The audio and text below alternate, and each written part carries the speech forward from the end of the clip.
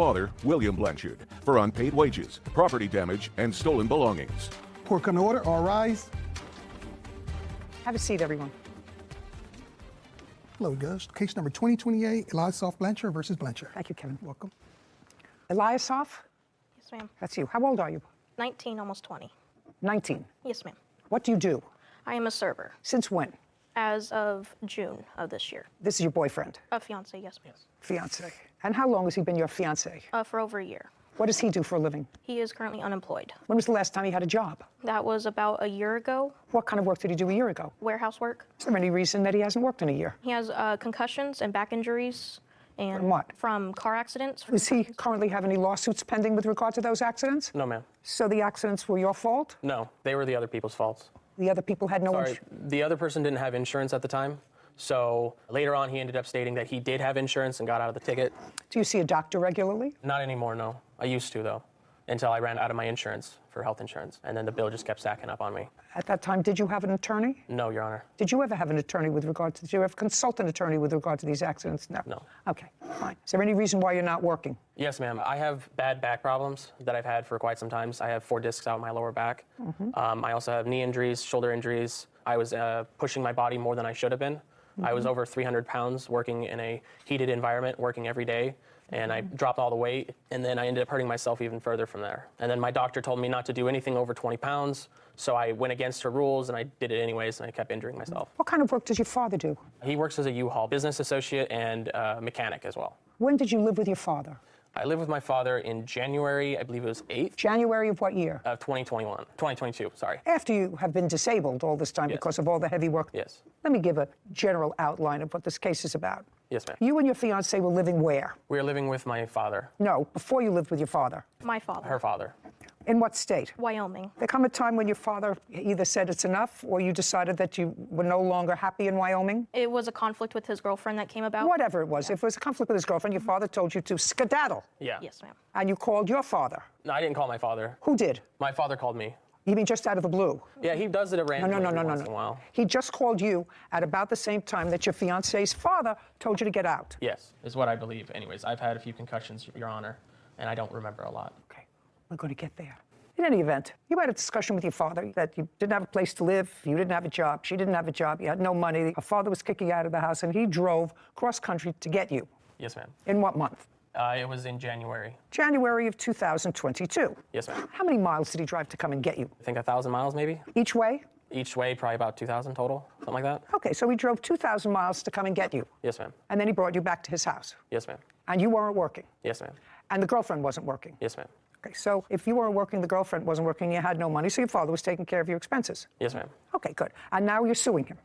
And you're suing him for a host of things, which I'm going to give you a relatively short time to tell me about. But one of the things that your girlfriend, fiance says is that your father owes you for wages because you worked for him. Yes, ma'am. Doing what? I was doing U-Haul work, basically. What is U-Haul work? Oh, sorry. I'll explain. Sorry, ma'am. Basically, what we do. Not basically. I don't want to hear basically. Sorry, I want to hear what you were doing. I would hook up U-Hauls. I would also clean and inspect all the vehicles. Just a second. Hook up the U-Hauls, Hook up the U-Hauls, clean and inspect them. clean and inspect them. What does it involve in cleaning them? Basically, spraying down. Not all- basically. Sorry, ma'am. Sorry. We spray down all the. Not we, you. Yeah, sorry. I spray down every single surface of the innards of the vehicle, basically the steering wheel, the floor plates, the radio, everything. And when you hook them up, explain how you hook something up. How I have to hook something up is just backing up, lining up with. So you have to drive. Yes, ma'am. And you're driving a car and backing up. Yes, ma'am. And So, then- you're using a rear view mirror Yes. and yourself. You're looking to see where you're backing up because you have to use both. Yes, ma'am. Okay, and then you hook them up. What else did you do for your father? I also did paperwork for him, doing like inventory stocks and stuff like Okay. that. Terrific. Basically. Not basically. I don't want to hear basically. Basically is a filler Sorry, word. ma'am. What else was I doing? I would sweep, clean up his shop. I would do a lot of things. Okay, for him. all while you were unable to do anything else. Yes, ma'am. I would. All, just a second. What were you all saying? after your back issues, after your concussions, after whatever other injuries that you had from working someplace. By the way, you don't have a lawsuit pending against anybody, do you? No, ma'am. So it's just a question of fetching, other than maybe trying to collect a disability somewhere along the line from the federal government. You were able to hook up U-Hauls, clean them and sanitize them, sweep out the premises, do paperwork, but you can't work. I mean, because part of the lawsuit is about all this work that you did. But all while you're telling me that you're unemployable because of all the injuries that you had. Yes, ma'am. Yeah. Okay, you understand how ridiculous that sounds to me. Yes. I only had one other case in my recent memory that sounded anywhere familiar to this story, and that was a man that was also receiving disability because he had a bad back. He was the plaintiff in a lawsuit suing someone because he had built them an outdoor patio deck alone, and he wasn't paid the $6,000 for it. But he had been collecting disability for a back ailment for 31 years from the federal government. That sound odd to you? Yeah. Well, doesn't it sound odd to you that you're able to put hookups together and sweep and everything else, but you can't say, do you want a hamburger with your fries or fries with a burger? Yes, ma'am. That sounds peculiar to you. Right. So I don't want to hear about work. Okay, that's the first thing. And you lived in your father's house for how long, by the way? I think we only lived there for the first month, and then we ended up getting moved out to a camper for like the last bit of the, I think, 2 months that we were there. I don't know what you're suing for. You want to tell me? I don't want to see any pictures of what? Of the truck? The parts that were missing. I don't care. I don't care. After 2 weeks, he could burn that truck. It's on his property without his permission. Let's go. And later today. That you said perfectly. I would ask her for $50 or $100, and she would lend me that. Is that the word she used? She would lend me money and vice versa. Thank you.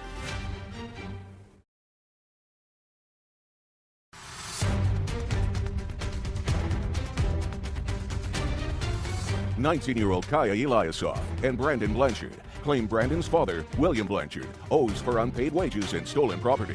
William is countersuing for moving expenses and property damage.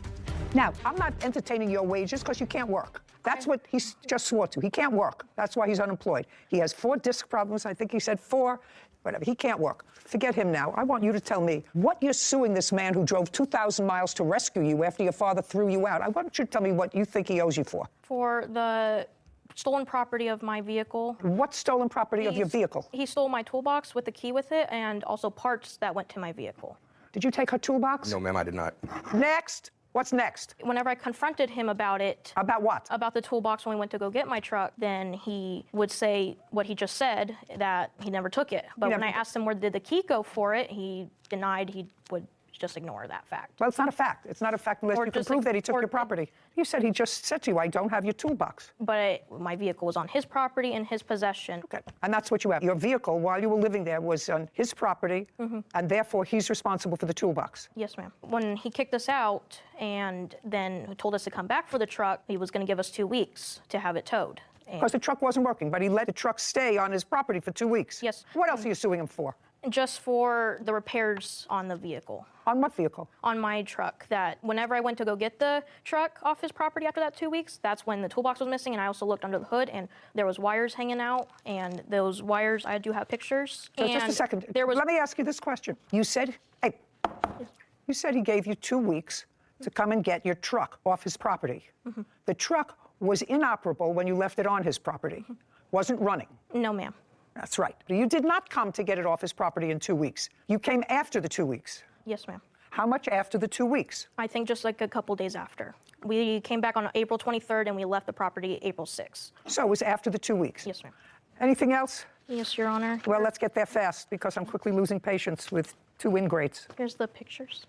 I don't want to see any pictures of what? Of the truck? The parts that were missing. I don't care. I don't care. After 2 weeks, he could burn that truck. It's on his property without his permission. Let's go. Move on. Your father came 2,000 miles to get you. He fed you for a month. He kept a roof over your head for a month. In return, you're suing him for nonsense. Let us move on. Yes, Your Honor.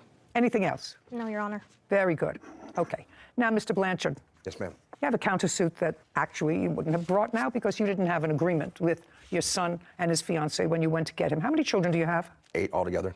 Prior to going to get him cross-country, when had you seen him? Been several years. Tell me about the conversation when he contacted you. He said, Dad, I have no place to go. We can try to stay with her grandmother. I offered, said, I'll come get you if you have no place to go. And then?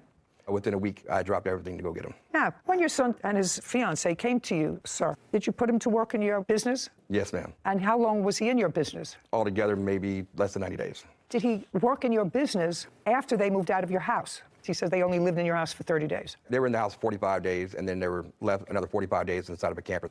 Can you tell me why they moved into a camper? There was a chance of my daughter coming home, and they were living in her room at the time. And so I wanted to make sure they still had something, so I put them into a camper. Camper on your property? Yes, Your Honor. What kind of camper?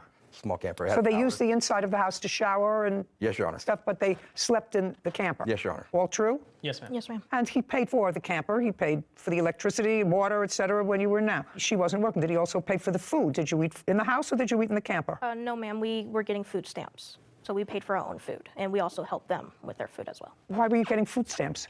For the short bit of time, because he recommended to get on food stamps. Had you been on food stamps when you lived in Wyoming? No, ma'am. Okay, how did you support yourself there? I was working at the time. And what about him? Driving company, basically, we go around, pick up food from places and So you were able to drive? Yes. Oh. For only a little bit. With all those injuries. Amazing. Okay. I would like you to testify, sir, now to the conversation that you had with your son with regard to compensation for coming to pick him up in Wyoming. Be very careful what you say to me. I told my son before I picked him up, I said, you need to pay me back for this trip. Did you tell him what for the trip? I mean, Yes, your for all time? expenses. All expenses for the trip. For the expenses? Yes, Your Honor. How was he supposed to do that? He wasn't working. He was supposed to get a nighttime job on top of working, helping me out around my shop. Did he help you around your shop? You said did. about 90 days. Did you pay him? No, Your Honor. Well, if he worked for you for 90 days and you didn't pay him at all, and it cost you a couple of $1,000s, according to you, Yes, sure. to go out and get him, hire trucks, spend time back, whatever it was, and he worked for you for 90 days without compensation, why do you think he did that? I was hoping just because that's what he really wanted to do. No good deed goes unpunished. You went and you got him, and now they're suing you, but their case is dismissed. They have no case against you. It's all a bunch of nonsense and ridiculous. But likewise, sir, your counterclaim is for the expenses that you incurred in going to pick them up. I don't actually think that there was an agreement to pay you back for your expenses. But even if there was an agreement to pay you back for your expenses, the fact that he worked for 90 days without any compensation, I think, more than compensates you for that. As a result of that, your counterclaim as well is dismissed. We're finished here. This court is adjourned. You try to do your best for your kids whenever you can. This is no different. It's been very difficult growing up. I hope he gets his life together. I don't want anything to do with him. I'll always be there for him. It's time to cut the strings. I'm done with him. That young man sounded as if he was intelligent. That doesn't mean he was smart. That means he was intelligent. Because at age 19 or 20, to have already figured out that you can't work because you have a bad back unless you really have to work. If you really have to work, then you can work for your father. That's a bad mindset for a very young person. That means that your life is really going nowhere. You're not preparing yourself to do anything. And to take it a step further and to sue the only person that was there for you in a time when you needed them. No good deed goes unpunished. Case number 2059, Dobson versus Jones, Poindexter. All parties, please step forward.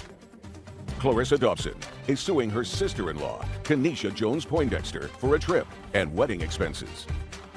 Miss Dobson, I assume this is your brother, Yes, it is, Your Honor. and this is his wife. That is correct. They're newly married. That's correct. When were they married? June of 2021, June 26th. Were you at the wedding? Yes, I was. I was in the wedding. Wedding at your house? Wedding was at my home.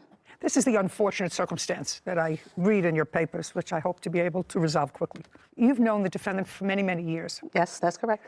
She became engaged too when she was getting married, and they were planning a wedding, according to you. And Miss Poindexter, according to you, asked you to lay out certain monies for her for the wedding. That's correct. They were married. It was a joyous day, I gather. And then you asked her for the money back. Yes, that's correct. And she said, I never agreed to pay you any money. We're family. I've done things for you. You've done things for me. There was never an agreement for me to pay you. And your brother, he said, leave me out of this. Yep. I don't want to get involved with this. You two ladies take care That's of it exactly on what he your own. said. Okay, well, it seems like a family matter, then more like a court matter. I don't see stupid written over here. No. If somebody doesn't have $50 and you think I believe that you relied on her statement that I'm going to pay you for this trip that your brother is going on too, I don't believe it.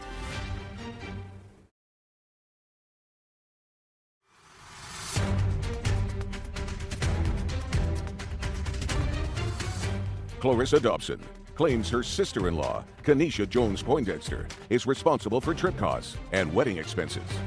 You have your own home. Yes, that's correct. Tell me about your home. Nice home, got a lot of land around the property. How much? I would say probably a half an acre, which was big enough to put up 2 large tents, 45 guest tables, chairs, the mayor, some police.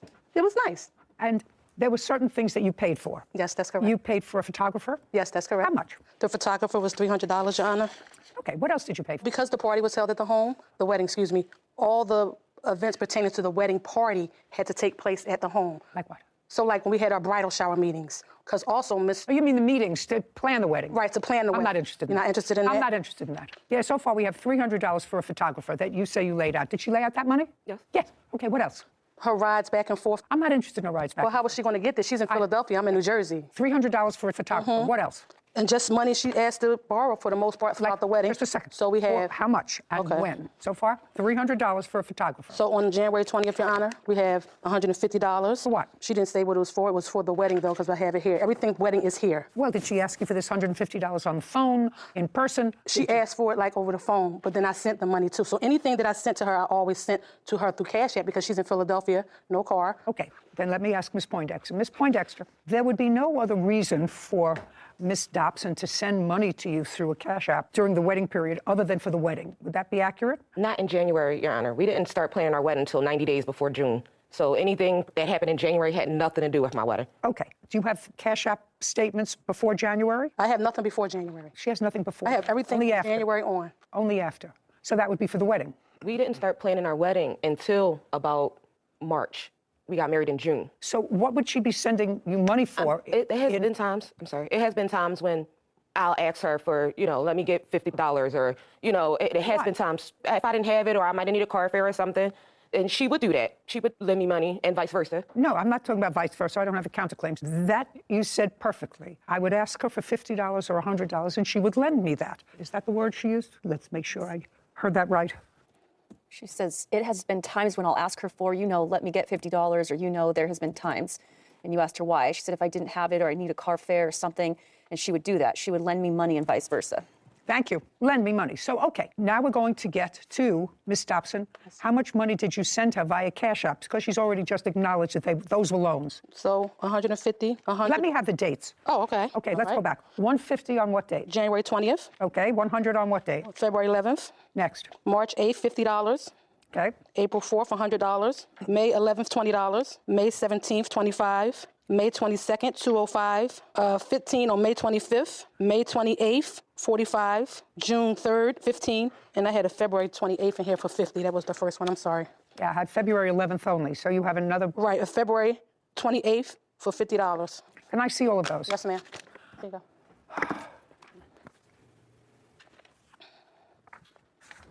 Okay. Sarah Rose, would you fix that up for me? Okay, and you, based upon the read back and based upon what I thought I heard, anytime she sent you money, it was because you ran out of money, you were in a bind, and she loaned you the money. That's what was here. Okay. You have $775.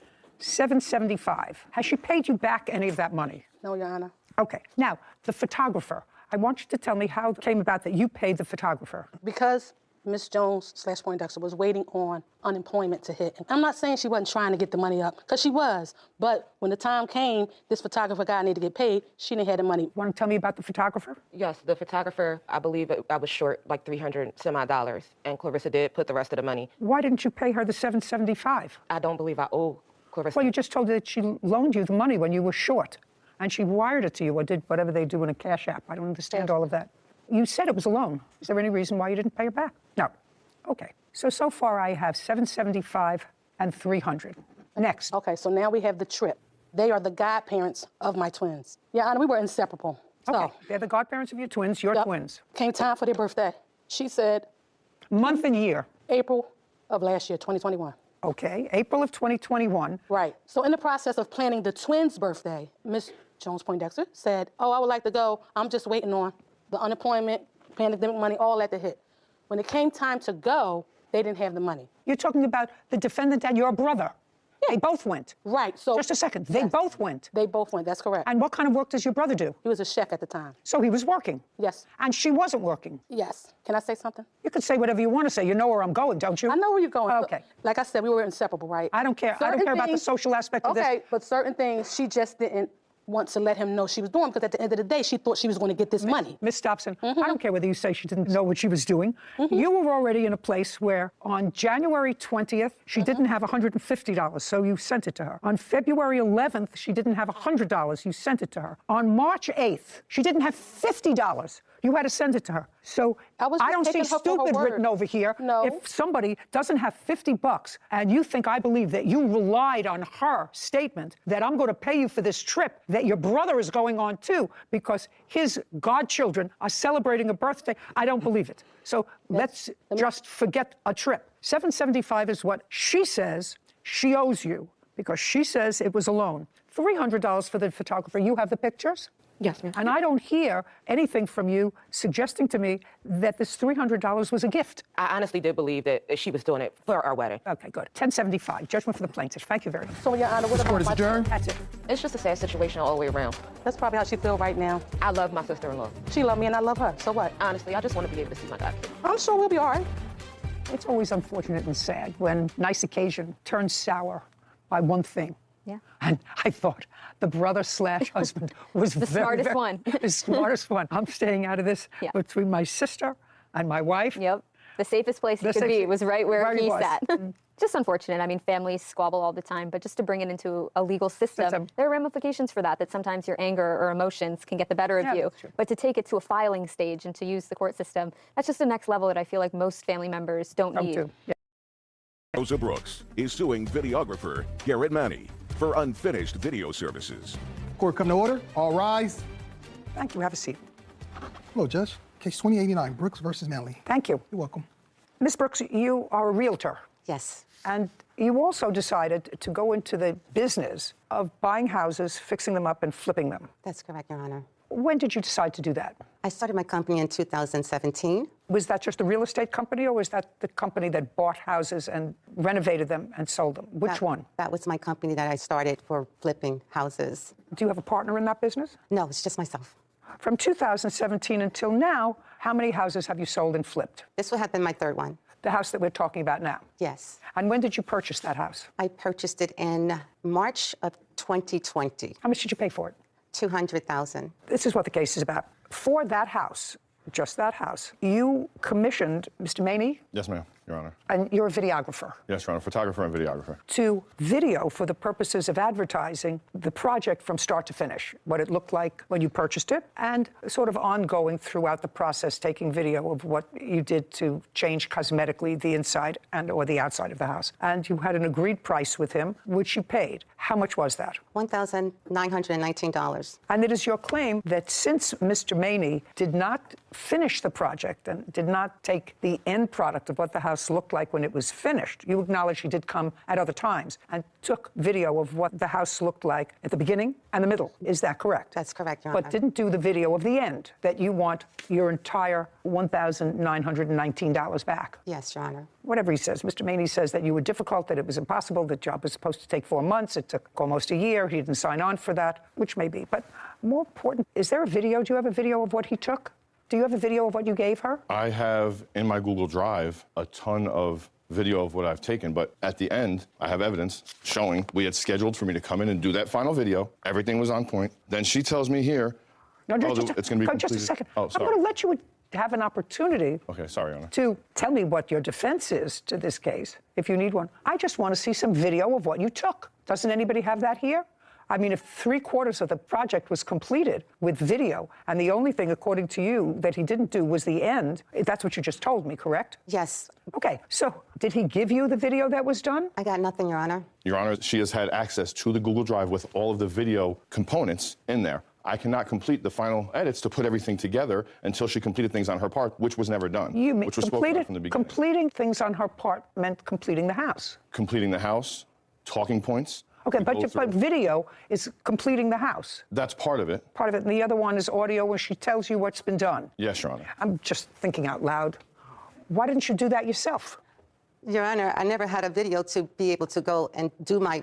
No, I'm saying, Oh. I'm saying, did you have access to what he had done up until that time? That's either a yes or a no. Did you have video capability of seeing what video he had shot? No, Your Honor. Okay. Do you have some evidence to show me that the plaintiff had access to the video that you had shot of 3/4 of the project being completed? I believe I have something in here about uploading stuff into the Google Drive, which if she didn't have access to that Google Drive, then how did she upload the final walkthrough video that I do have evidence of that is not professional, that I was unable to complete due to her lack of commitment? Just a second. You have video of what? There is video evidence of the final walkthrough that was done by somebody on a phone camera because she canceled on me Okay, last just a minute when second. we were supposed to do it. Just a second. Where did you get that evidence from? She uploaded it into the Google Drive that had all of the videos, which she had access to, okay. obviously, So if she put it in there. So what you're saying is Miss Brooks added a video of a final walkthrough that was done by whom? My son. By her son. And she added that final walkthrough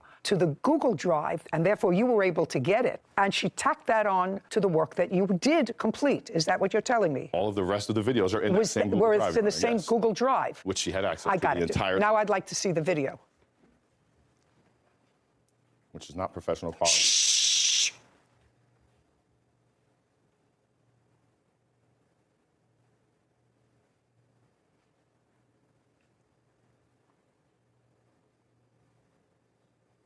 What did you do with that, Miss Brooks? Your Honor, What did you do with it? Nothing. At first you told me you didn't have access, that you never saw them. Then they were available to you and your son to be able to look at them. You say you never looked at them. I actually find that unbelievable. Ms. Brooks, I find it unbelievable that you had them and you didn't look at them.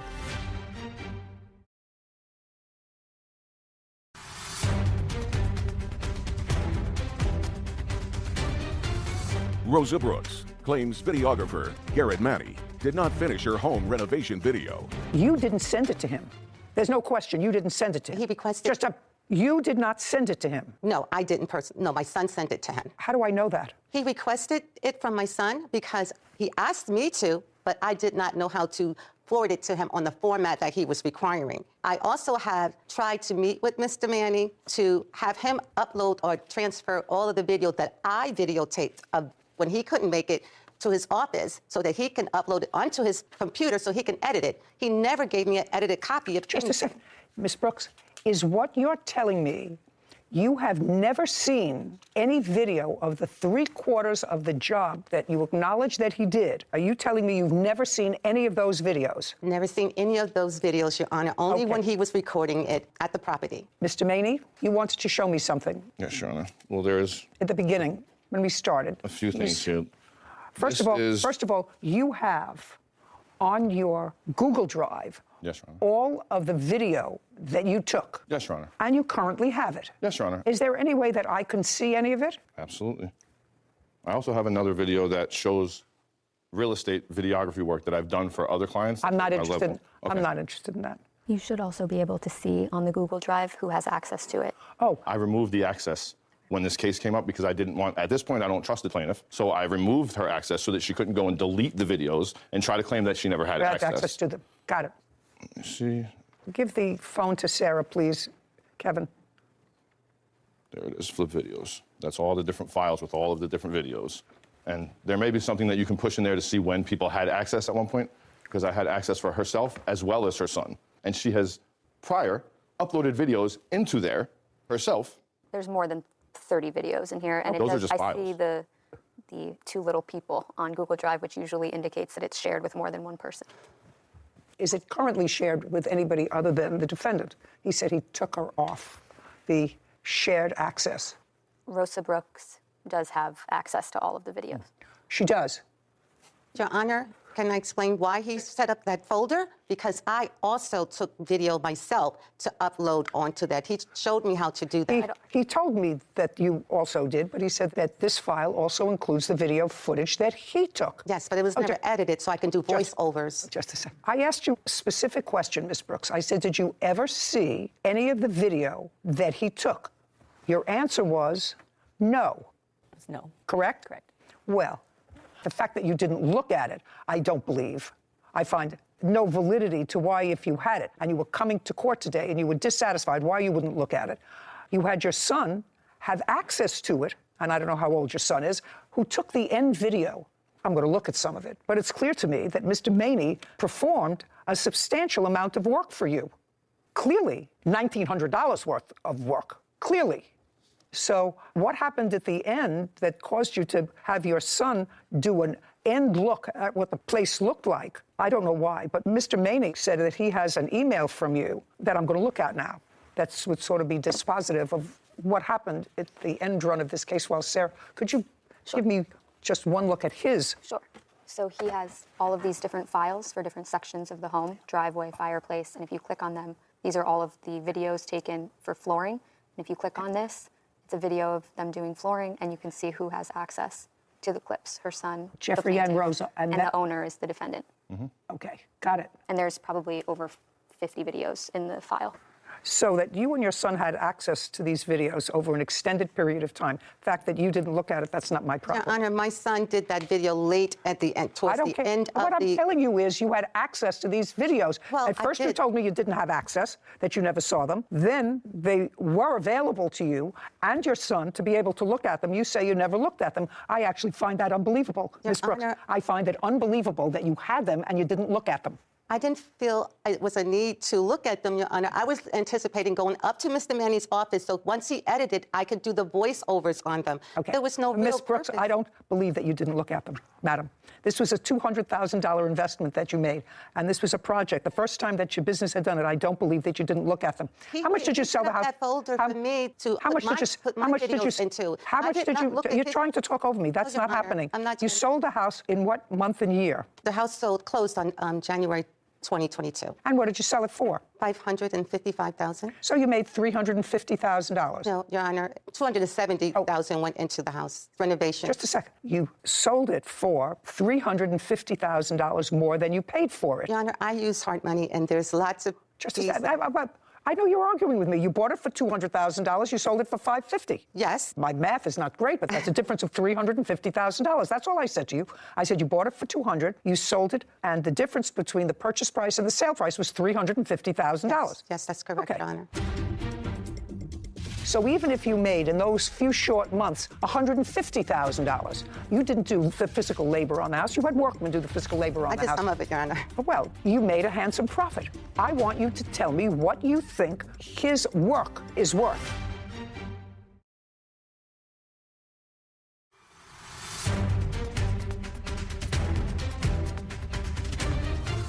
Rosa Brooks has accused videographer Garrett Manny of not completing her home renovation video. Now, you sold it in January of 2022. That's correct. That's when it closed. Yes. When did it go into contract? Early in the project, Your Honor. It was pretty much the third month after I purchased it. So I purchased it in March. It was under contract around July of 2020. Well, there was a lot of back and forth and a little bit of cancellation on your part back in December. You needed a little wiggle room. Looks like Monday would be a better day. First it was Friday. So there was lots of back and forth on the endgame video. Yes, Your Honor. He also what? He also canceled as well. He has. Well, that's all right, but Yeah, back and forth. We both had cancellations. And I understand that, but this was for the final piece, which is what you're complaining about. The final piece. Your Honor, he was not responding to me at some point when I tried to contact him to get the opportunity to go to his office to give him the rest of the footage that he needed, that he requested, that he was difficult about because I wasn't able to forward it to him in the format that he needed it for.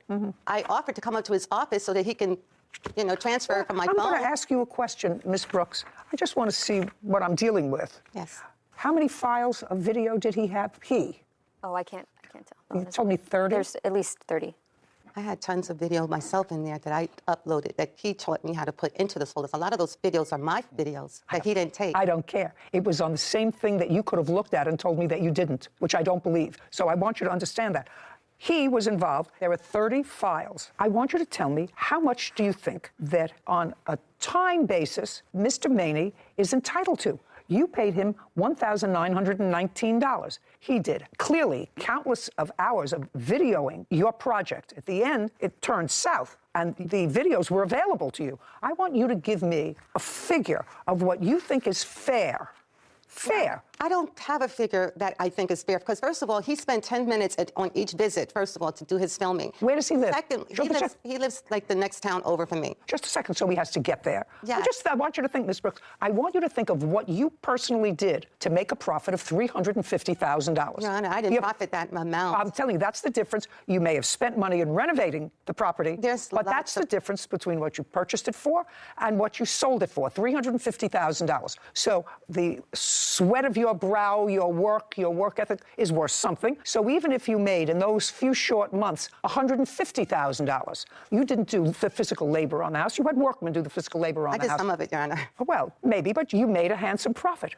I want you to tell me what you think Mr. Maney's work was worth to you, because I'm telling you right now, I am viewing this case as if you and your son had access to 3/4 of the finished product. So I want you to tell me what you think his work is worth. Your Honor, it's worthless to me that I didn't get the video. Okay. I had a website that I needed the video for once the job was completed. Well, that's unfortunate. You should have had your son do it. Since you can't give me a figure, I'm dismissing your case. We're done. Thank you. Court is adjourned.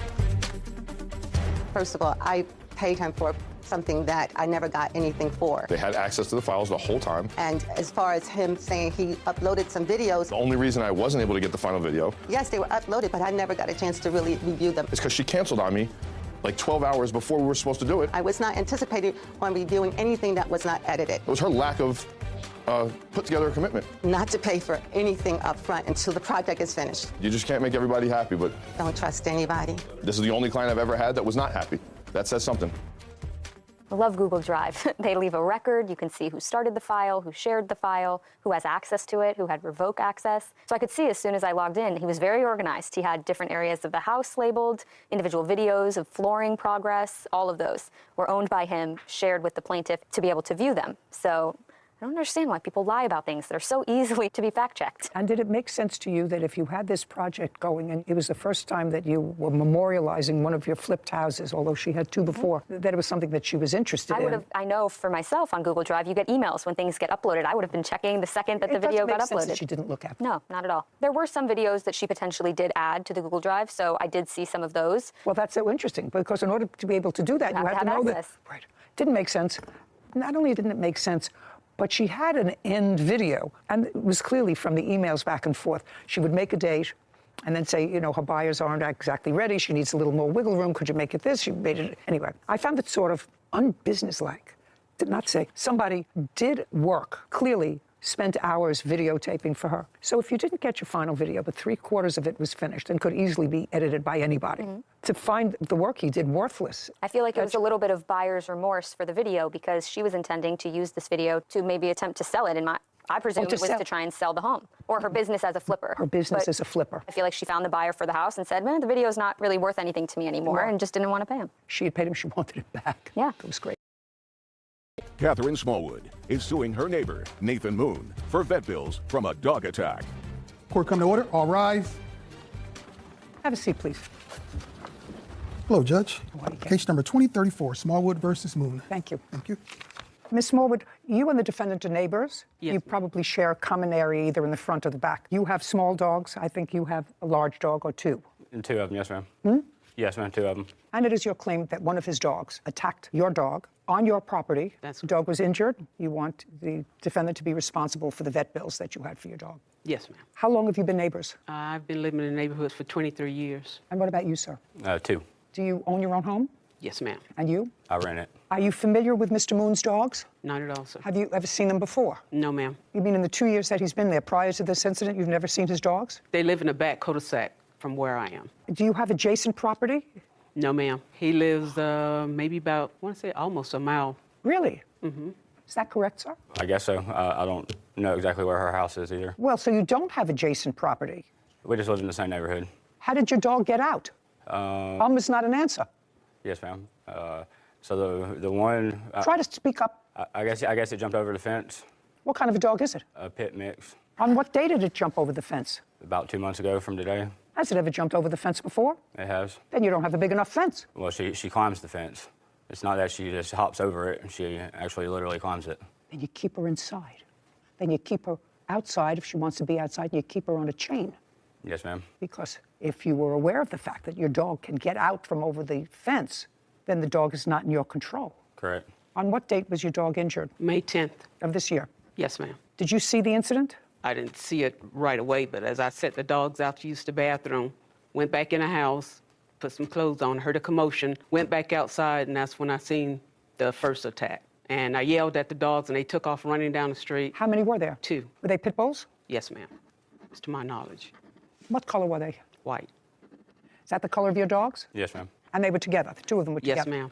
You say that was the first attack. Right. So your dog was okay? Well, he was laying in the ground. I ran in and put clothes on. I yelled at him. The dogs took off running. I come back out to get him, but he's on the other side of the yard. I have a half acre, so he's literally on the other side of the yard. Your dog or his dog? My dog, after I seen the video. I wasn't sure how he got there, but the animal control say I don't have a case unless I have video. And I looked at the video. Where did you have a camera? In your backyard? In my front yard.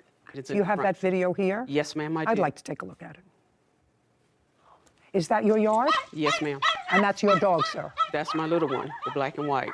The little one is your dog, but the big one is his? Yes, ma'am. It's there.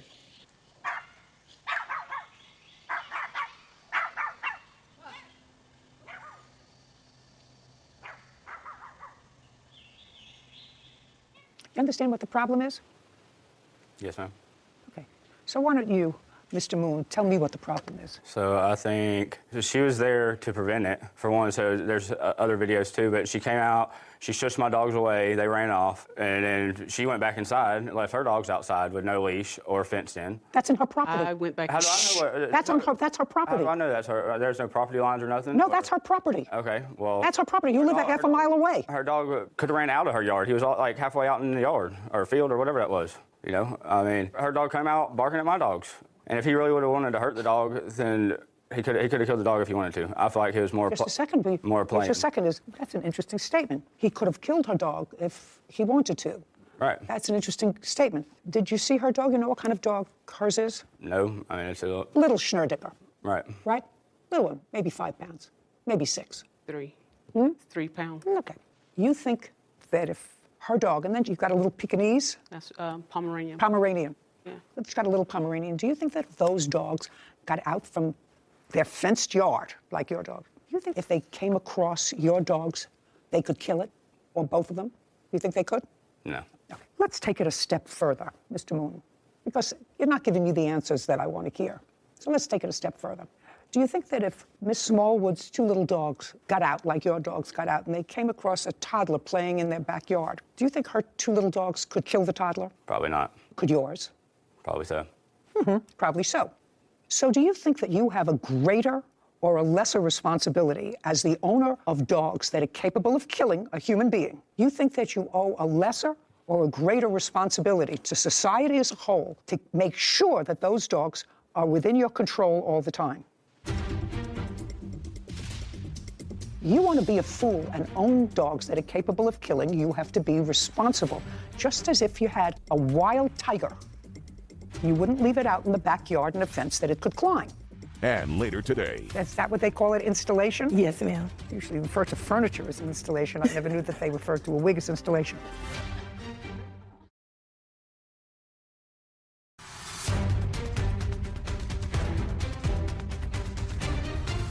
Catherine Smallwood claims her neighbor, Nathan Moon, owes for vet bills from a dog attack. So you think that you owe a lesser or a greater responsibility to society as a whole to make sure that those dogs are within your control all the time? Correct.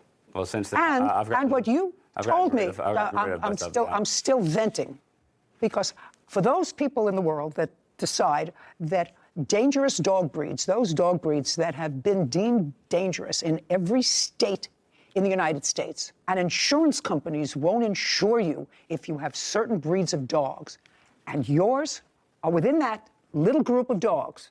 Most insurance companies, unless you pay a very high premium, exclude injury from those dogs. So you understand that you have animals that are deemed dangerous, and you told me 5 minutes ago that your dogs are able to climb over the fence, and they've done it before this incident. Isn't that what you told me? I mean, I have my reporter here who can read it back. Isn't that what you told me? Yes, ma'am. Well, if you agree with me that your dogs are capable of causing death to a human being, and that your dogs have been able to get out from the enclosure that you prepared for them, then there is no question that you are responsible for any damage that your dogs do to another dog, to a child, to an adult. You want to be a fool and own dogs that are capable of killing, you have to be responsible. Just as if you had a wild tiger, you wouldn't leave it out in the backyard in a fence that it could climb, because if you did, you would be responsible if it ate 3 people. Do you know how many people pit bulls killed last year? They just killed another one in New York. A woman ate her. So you want to be a fool and have a dog like that, you're responsible for any injury it causes. I also have pictures of the injury. I'd like to see it. How much were your vet bills, Miss Smallwood? The vet bill was $1,421. And I'm going to tell you this, Mr. Moon. So there's no question you're responsible for her vet bills. No question. But because you told me that your dogs had gotten out before and you didn't remedy that situation, I'm tacking on another $1,000, which is what she's requesting. And while it's not for pain and suffering of the dog, because I'm precluded from giving you that kind of an award, it's a deterrence for people who have dogs that can kill, to keep those dogs under their control all the time. And if you don't want to do that, get a Pomeranian. We're done. $2,400. Judgment for the plaintiff. This court is adjourned. Our dogs weren't on leash or in a fence either. Well, I'm glad she understood the dangers of pit bulls. She was just requesting the vet bills. Glad she seen the case going my way. I mean, she just wanted the money and said that her dog was injured. Just hurts my heart still I wish I could have had more control over my dogs. to see him, slung around like a rag. Man, sorry. Contain your animals. Yeah, one thing you picked up on but didn't quite name it was that when he knew his dog was capable of climbing over his own fence that he had enclosed the dogs in, he was on notice from that point forward that his dogs were capable of getting out of the yard. He knew that they had potential to be dangerous dogs, and he chose not to do anything about it. And you can't claim anything was an accident after the point where you were put on notice. So I agreed completely with your judgment. A, I'm glad you agree with me, and B, I'm glad that the money was well spent on your education. Case number 2038, Stewart versus Thomas. All parties, please step forward.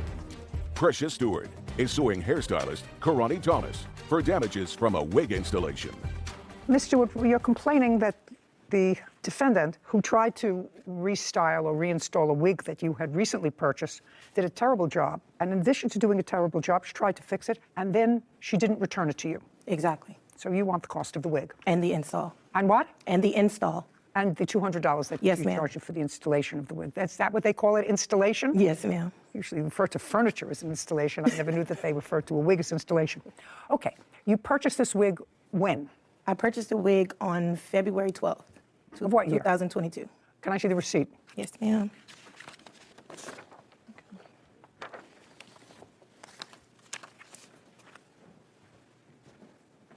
Okay, and you paid $697 for it? Yes, ma'am. And have you bought wigs from this particular outlet before? Yes, ma'am. That's not her outlet? No, ma'am. And did this outlet where you purchased the wigs from, did they also install it? Yes, ma'am. And when did you install the wig that you purchased? The first time that I installed it was March 3rd.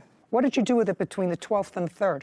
You said between the 12th. 12th of February and March 3rd. Well, she had it. Who had it? The lady. The that other I purchased. lady? Yes. What did she do with it? She just held it in because she installed it for me the first time. You're not understanding me.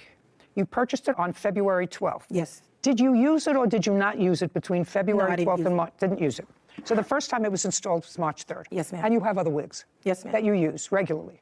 The first time it was installed, according to you, it didn't look right. And you thereafter contacted the defendant.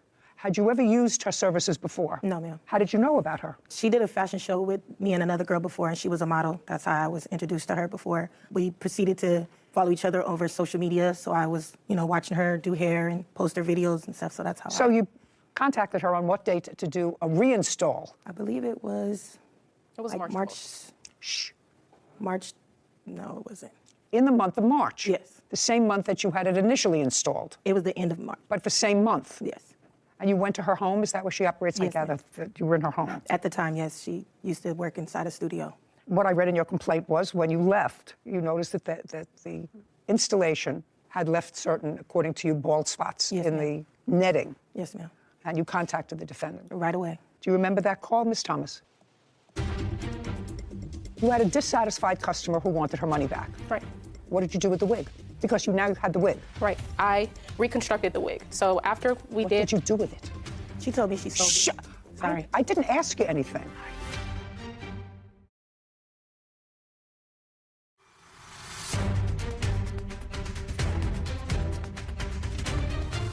Precious Stewart claims hairstylist Karani Thomas did not properly install her wig and never returned it. Okay. Do you remember that call, Ms. Thomas? Yes, I do. Tell me what she said to you when she called. She said that specifically there were spots or gaps that she needed to be fixed. So I told her that she can come back the next day and we would fix whatever spots because she didn't send me a picture. So I just told her, go ahead, come back the next day. But she did, in fact, pay you the $200 for installing the wig. Her coming back the next day wasn't an extra charge. Did she come back the next day? No. Do you know why? She did not come back at the time that she was supposed to because she said that her carpets were getting clean and she forgot. I also have proof of that in messages. I'd like to see it.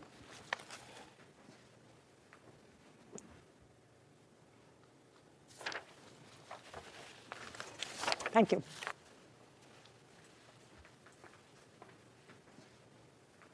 Okay, so it looks as if the day that you had set to go there, you kept stalling it because you had workmen in your house. Yeah, is that right? Yeah, I have a that's a yes. I had a maintenance man. Yeah, that's yes. You had workmen in the house. She said, come. You had workmen in the house. And then you asked to come when her baby was sleeping. And she said, don't come when my baby is sleeping because the dogs will bark and wake up the baby. Yes, Your Honor. That's the only page that I have here. Yes, Your Honor. So when did she come back? Afterward, that same night, I have another paper. She didn't come back, and then she sent me this text message letting me know that she got in contact with another hairstylist that's apparently a friend of hers, saying that... No, I can read. Oh, okay. Okay, so what you say in this text is that you showed the wig to somebody else. Yes, Your Honor. And they told you that it couldn't be fixed because too much was plucked away and whatever. Too much of the lace was removed. Shh. And you want a full refund and a wig replacement. And then you say, I hate this because you're a very sweet person, very talented. I'm not sure how we got here. I'm going to proceed with removing the wig from my head. I'll bring it to you so you can see if there's any saving possible. Thank you and sorry for the inconvenience. When did you do that? The same day. Okay, so you brought it to her. No, I didn't bring it to her. I told her that the same day that I... No, when did you bring it to her? I brought it to her the next day. Okay, so that was still the end of March, or was that the beginning of April? I believe it was still the end of March. It was March 26th. So you brought it to her, and what happened? I brought it to her. She said that she would try to fix it. She then proceeded trying to fix it. She sent me photos of what she tried to do, which wasn't really much of anything because it still looked bald, as I have a photo right here. Still looked the same way that it looked when she took it off. I mean, when she put it on. Also, I have these photos as well as what it looked like the next morning. Looked like it was disintegrating off my head. That's a proper install the next morning. A few hours. Just looking. Doesn't do that. Okay. Okay. I see them. Would you show these to the defendant, please? She's seen them. Yes, I have them. You have them? She sent that to my phone. Okay, great. I'll take them back now. Thank you, Kevin. You're welcome, Judge. Okay, so you had a dissatisfied customer who wanted her money back. Right. What did you do with the wig?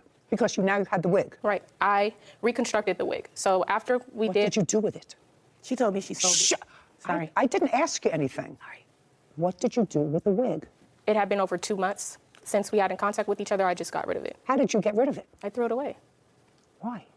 Because I had spent money that went to waste and I replaced it. I couldn't do anything with it. What do you mean replaced it? I replaced the frontal that she said I made bald. So I spent my own money. I reconstructed it by putting a new frontal on the wig. I have messages of her agreeing, saying that the new work looked good, and she would not come pick the wig up because I wouldn't do another install on her head. May I see those? I assume those text messages go into April and May. Yes. Okay, and so we're not that far away, and I would assume that the wig doesn't take up that much room in your house. Well, she didn't come back until June. It doesn't matter. With the police. What does that matter? She said that she didn't want it Good anymore. morning, Boo. I'll be home tomorrow. Okay, I'll get back to you, take pictures of well. Okay. Well, in any event, you had no right to either give it away, sell it, throw it away until this matter was resolved. So you owe her, first, the $675 that she spent for the wig. May I speak? You can speak all you want, but you owe her the $675 that she spent for the wig. You had no right to throw it away. Even with her saying that she didn't want it anymore? I never said I didn't want it, though. But you did. I have proof of that. You said I did. I said I didn't want it. Are you talking to each other? If you talk to each other, then I dismiss your case. Do you understand? Sorry, Your Honor. Bottom line. So if you have proof that she said to you, you can discard the wig, then I'll say, I don't want to see, I don't want that wig anymore. You owe me for the wig because you ruined it. That's a different story than I don't want it anymore. Okay. Can I? Do you understand? Can I find that? Absolutely. I don't know if what I'm trying to find is in the papers that you have or here. So I'm sorry if I'm taking long. I'm reading. I don't see anything in the papers that I have here that says you can get rid of it. Okay, I do. I have it. Well, it doesn't say get rid of it, but it does say you can keep the wig and give me my $700 then. Oh, yeah. I can understand that. So did you give her money? You kept it? No. You No, kept it? I did did you not. Did you give her her money? No, I did not. Well, then you owe her $697 for the wig and the other $200 that she paid you, which I believe she did for the install. Judgment for the plaintiff, $897. We're finished. Thank you very much. Thank you, Court is Your Honor. adjourned. I think she made the right decision. I feel like the judge made the wrong decision. I was trying to let things die down, maybe a civil person. We both came to an agreement that I would reconstruct the unit. It would have been like, hey, it doesn't belong to me, let me just give it back. The problem was that she wouldn't come back and pick it up because I wouldn't install her hair again. Just give me my wig back. And she told me no. I felt I didn't owe her any money. I don't got the wig, but I'm getting my money back. Simple, Yeah. easy. You can't throw away somebody's property. Yep. The only thing that I was amazed at in the complaint, Sarah, is that she sat there for 5.5 hours Yeah. while she had this wig installed. Yeah. Beauty is pain. I can't not imagine sitting someplace 5.5 hours without leaving with a baby or something. Yeah. I don't know. That's The things women do for beauty. Carla Sacco is suing plumbers Robbie Shelton and Scotty Foy for water damage. Court come to order. All rise. Be seated, please. Hello, Judge. Case number 2077, Sacco versus Sheldon Foy. Thank you. Welcome. Ms. Sacco, you had some sort of a problem in a shower in your house. Yes, Your Honor. Tell me briefly what the problem was. I had a small dribble coming from around a shower valve that was in my master bathroom shower. Tell me what valve it was. You know, I'm not a... Well, I have a picture that I can show you. Just make a circle where the problem was. I believe it was the top one. Thank you. Who's Mr. Shelton? Let's change places with each other. Thank you. Okay, and you saw a water drip? Yes, very fine little drizzle coming. You saw water dripping, and according to my complaint, you had seen around the neighborhood a truck, Foy's Plumbing. Yes, I have. And that's how you got to Mr. Foy? Correct. My neighbor had used him. Did you speak to the neighbor, or did you just remember seeing the truck? No, I spoke to my neighbor. Okay. Can you tell me on what date you noticed the leak and on what date you spoke to the neighbor? Probably around the 10th or so of December. That was in a shower that you don't use, but your husband uses? I'm widowed. Okay, so who told you about the leak? The housekeeper. Okay. And then did you check it yourself? Yes. And this small leak had been there for a couple of weeks before you got to Mr. Foy? Correct. After you spoke to the neighbor and confirmed that this neighbor had used Mr. Foy, when you called Mr. Foy, did you actually speak to him? No. Who did you speak to? It was a woman that answered the phone. Who answered the phone? Do you know? Alma did. I'm the office manager. Okay, could you stand up, please? Tell me your name. My name is Alma Valdez. And you work for Mr. Foy? Yes. And you have a plumbing company? Yes, ma'am. How many employees do you have in the company? Right now, only 3. He's not one of them? Yes, he's one of the employees. How long has he been an employee? Oh, on and off, 15 years. What does that mean, on and off? Well, a couple of times he went to work for another plumbing company and then came back. Was he an employee of your company, pay careful attention, in December of 2021? Yes, he was. Okay. And paid on the books? Yes. Is he still an employee? Yes, he is. Do you recall receiving the call in December from Ms. Sacco? Yes, I got a call from her on, I believe it was December 28th, saying that she had a leak. And so we set up an appointment for the next Do you day. remember the conversation you had with her? Did she tell you she had been recommended by a neighbor? You know, I don't recall. We did set up the appointment for the following day. That would be December 29th? Yes. Have a seat. Thank you. Okay. Mr. Shelton was the person that Mr. Foy sent to you, and you were a full-time employee of Foy's Plumbing. Tell me what happened when you got there. When I first got there, I noticed water running out of the handle. It was dripping out of the handle because it had been there since December 10th. It was streaming out. It was a pretty decent stream of water coming out. The plaintiff doesn't use that shower, correct? So the first thing that someone would have done, even me, is turn off the water. Is that what you did? Well, I wanted to go see what the leak really was. Well, you looked. Yeah. First, and then I went out and shut the water off, and then came back in to pull the cartridge to identify. And there's no markings on the plate, so I couldn't really tell exactly what brand it was. We do carry a variety of brands, but more of your typical... You're getting too technical with me, sir. Okay. This is what the case is about. He came in, out the same day, the 28th. He said he didn't have the part. You have other complaints about his behavior on that day. You say was a little bit off. He left without a different part being put in. And you called another plumber? When? I called, actually, my contractor that night to come over and look at it. He came over in the morning, which... So he didn't come over that night. He came over the next day? Correct. The next morning, he gave me Now, you can't tell me referral. what he gave you. He's not here. It is your claim that because of the actions of Mr. Shelton, and which are attributable to Mr. Foy, who owns the company, you suffered severe water damage in your house, causing you to have to replace substantial flooring in the house, and you want Mr. Foy to be responsible. Correct. You have insurance. I just want to make sure. You do have insurance. You're a company. We're licensed in the state of California. Okay. We're required to carry insurance. That's what the case is about. You want the company to be responsible. They did not come back and fix the problem. Someone else did, but by the time it was remedied, water had already seeped through and under the floors. You have evidence of that. Mr. Foy said that that's not his problem. So I'd like you to tell me what happened on the 29th when Mr. Shelton came. What time did he come in? I think he came around 12:30. So we came in, he went to the bathroom, looked at it, took out the cartridge. He did turn off the water. And then he said he had to go look for the part. He left. He was gone for over an hour, returned, said, I don't have the part, they don't have it. And as he's talking to me, his phone rings again, and it's the plumbing place, and they said, oh, we have the part. He left again for another hour. He comes back the third time, and he says, they still don't have the part. By this time, it's like 3 hours had passed, and I'm sitting in my living room, and I hear tools dropping in the shower. I said to him at one point, do you think you need to call for somebody else, some help? And he said, no, I can handle this. Did he leave? 5 o'clock, I'm waiting. I have a friend that shows up at my house because we were going for dinner. And I said, well, we have to wait for the plumber to leave. And she goes, there's no car out front of your house. You didn't know when he left? No, I did not know when he left. Did the shower look as if it had been put back in place? Did it look pretty much like this? It was like that, but the stream of water that was minuscule before was much stronger. Okay, that doesn't actually help you. No. That hurts you because he said the water was a pretty rapid. Is that what you told me? Just 1 second. Could you read back, Whitney, how Mr. Shelton described the water? He said it was streaming out. It was a pretty decent amount of water coming out. Yeah, he said that was pretty decent when you got there. And I am correct, Mr. Shelton, that when you left the house that day, you had not found a part to fix it. Is that correct? Correct. And I am correct that when you went to disassemble it, you turned the water off. Yes. Because it was leaking. Yes. And then you didn't fix it because you didn't have the right part. And then you turned the water back on. Mm-hmm. Don't speak.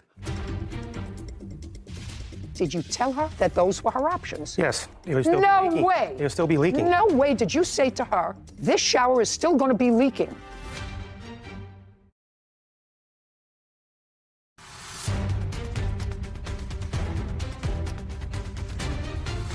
Carla Sacco claims plumbers Robbie Shelton and Scotty Foy owe for damage from a water leak.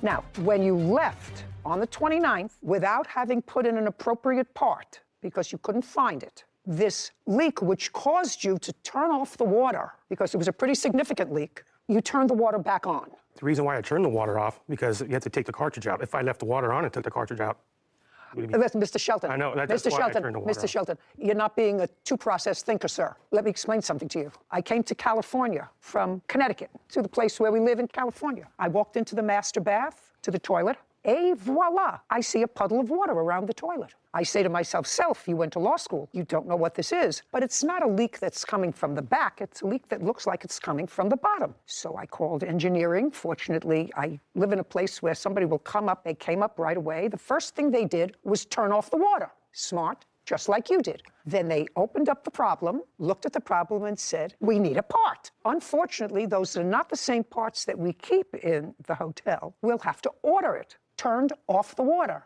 Use a different bathroom for the 2-3 days it needs to get the part. You weren't there. So just pay attention to me, Mr. Foy. You weren't there. I'm just letting you know what common sense is living on the planet for a long time. If you have a leak that's caused by a faulty part and you don't fix the part because you don't have the part, you turn the water off. I'd point something out. He had to turn off the water to the whole house because there is no shut-off to the shower. Just a second. He had turned the water off to the whole house, and he put this cartridge back before he turned the water on. What difference does it make if he put the cartridge back? He has taken the cartridge apart. No. In order to see what it was, he took it out of the wall. He took it out of the wall, but he does not take it Mr. apart. Shelton, if you're an employee, and if what you're saying is accurate, which I don't actually think is accurate, because every room in a house usually has a turnoff valve, especially in the bathroom, so you don't have to turn off all the water to the kitchen and to other bathrooms, perhaps. If there's a problem in the shower, there's a master lever for the whole house, and then there are smaller levers for each. For everything except the shower, ma'am. What do you mean You're for wrong. everything except the shower? The shower does not have an individual shut-off. You do indeed have to shut off the water to the house. The vanities, the toilets all have individual angle stops, but the shower does not. Were you ever at the house? No, ma'am. No, so you were never at the house? No, ma'am. How many square feet is your house? It's 2,500. It's a substantial house. So you're telling me in a 2,500 square foot house, if you have a leak in the shower, you have to turn off all the water if you want to turn off the shower water? Yes, ma'am. That's absolutely correct. That's absolutely correct. Having not been there. Yes, ma'am. I build houses. No. I don't care what you build. You weren't in that house. This has no shut off, ma'am, other than the whole house. You have to shut the water to the house off to shut that off. So now here's my question. Did you tell the plaintiff that she had two options, either to shut the water off in the whole house until you could get a part because there was still a leak, or you could leave it on, but you have to watch it because according to you, the water was substantial that was coming out. She said it was a trickle. You said, oh, no. It was a steady stream of water. And that was before you started messing with it. So my question to you is, did you tell her that those were her options? She's not a plumber. That you either had to turn off all the water in the house and you would return the next day with a part, or you could leave the water on, but it was still going to be leaking. Did you tell her that? Yes. It would still No be leaking. way. It would still be leaking. No, because it was leaking when I no left. way, Mr. Shelton. No way did you tell her that. No way did you say to her, this shower is still going to be leaking because I can't shut the water off just to the bathroom. I have to shut off all the water in the house. If you're trying to sell me that story, I have a bridge I want to sell you because I don't believe it. There's no way to isolate that valve? I didn't ask you that. When it comes to the shower... You were never there. Or the tub... Just a second. You can't turn it off individually. You were never there.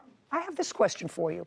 How many bathrooms do you have in your house? 3. When he left the first time and he shut the water off, did he indicate to you that you couldn't use the water anywhere in the house? Yes. I believe he told me at first that he was going to shut off the water to the house. Okay, so you knew. So you couldn't use any other of the toilets in the house? No. Okay, you may be getting better.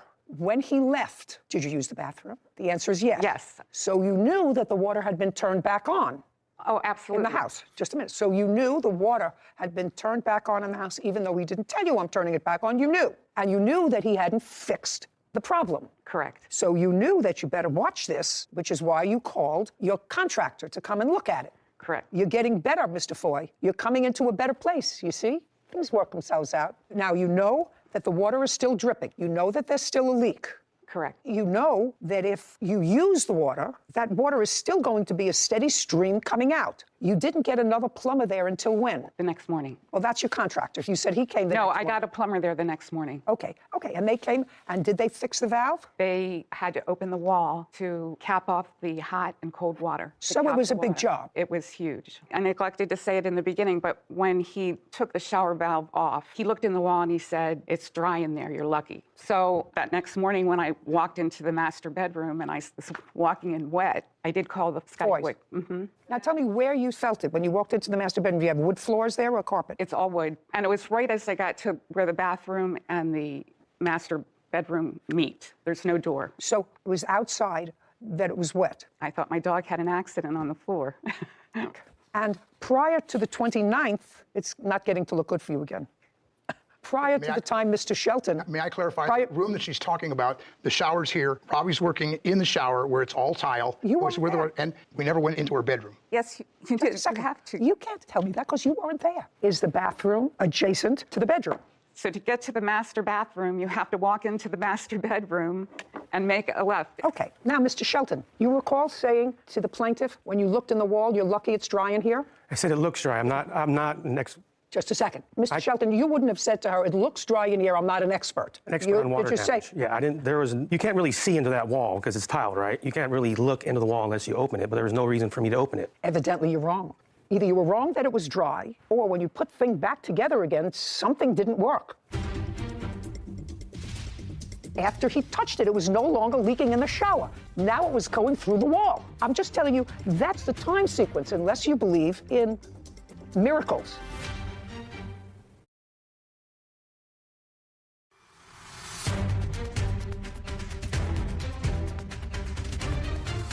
Carla Sacco has accused plumbers Robbie Shelton and Scotty Foy of causing water damage to her home. Robbie and Scotty claimed the leak had been there for weeks.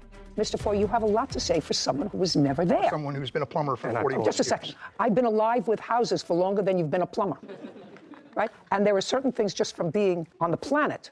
This leak was first detected more than 2 weeks before your plumber got there, right? That's what she says. However, within that 2-week period, there was no water damage to the wood. The only time there was water, listen, you can shake your head all you like. This is the timeline. We got cold because there was a leak, ma'am. No, you got cold because there was a leak in the shower. And according to her, it was leaking for 10 days. Mr. Foy, Mr. Foy. What I'm telling you is he would never tell me that when he got there, he noticed anything that would have suggested to him that he best keep the water off in that house because there was water damage. He didn't notice that. He just took it apart, couldn't find a part, put it back together again, whichever way he put it back together again, and the next morning, there was a flood. Now, that's the time sequence, because she called you the next morning, couldn't get you at 8:30. I don't know whether she used a house phone, I don't know if she used a cell phone. A cell phone. Cell phone. So she would have a record of calling you at 8:30 the next morning because there was a problem. She felt water. So before your technician got there was no water coming up in her bedroom on the wood. And that had been water dripping, he says, a lot. She said it was a trickle for 18 days. Into the shower, ma'am. It was dripping into the shower. Until he touched it. After he touched it, it was no longer leaking in the shower.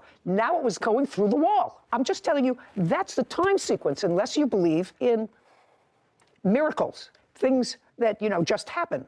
Something had been going on for 18 days, and there was no incident of water damage in her bedroom. Your technician comes, doesn't fix the problem, but takes it apart, puts it back together again. The next day, voila, there's water damage on the wood, which has to be replaced. Now, either that could have happened by itself, because your technician says, it's not my job, I don't look behind the wall, but he did acknowledge saying to her, it looks dry in here. Does acknowledge saying that. Now, if I had a plumber, and the plumber said, I'm not the expert, I had a leak in my apartment with a leaky toilet. The floor started to go like this. Couldn't figure out where it came from. They came down, they pulled all the walls apart in the apartment. Water travels down. I said, well, if water travels down, why don't you go look above me instead of pulling out the walls on the side? Well, if something doesn't make sense, it's usually not true. Can you, Mr. Foy, and you were not there, could you give me another explanation of why? Because I believe her. This woman is not here because she is faking damage to her wood floors that resulted within that day. If he left at 4 o'clock in the afternoon, the next day she called you at 8:30. So during that time period was sufficient water that came through her house to cause damage to her floors. Give me another explanation. I contend that it was a leak that was there. She didn't notice it because, no. As she said, she didn't use that bathroom. She wasn't in that room. And he was in that room. I know, but what I'm saying is the water damage was there before he was there. So your explanation is that you sent a technician there. Now it's not looking so good for you, Mr. Foy. Your explanation is your technician didn't notice sufficient leaking from that valve to say to her, you best turn the water off in the house and not use the water until I get back to fix it. He wasn't looking in the bedroom, ma'am. He was in the shower. He saw the leak in the shower. And Can I see pictures of the floor, please? Can I say something? Sure. When I left, it was not leaking. It was leaking the same way it was leaking when I first got there. So out the front. Well, just a second. That's a lot. It was coming out. According to you. Well, I mean, what a lot to me is a little stream is a lot of water. Listen, Mr. Shelton. Plumber, so. Listen, Mr. Shelton. She said a trickle. You said no. It was a steady stream. Stream. That's steady stream. That's what you said, right? Can I see pictures of the floors, please? Between 4 o'clock and 8:30 in the morning. Can I see the bill to fix it, please? I also have the person that fixed it. He wrote what he did. Oh, yeah. Okay, let's kind of itemizes that. Would you show this, please, to the defendant? Yes.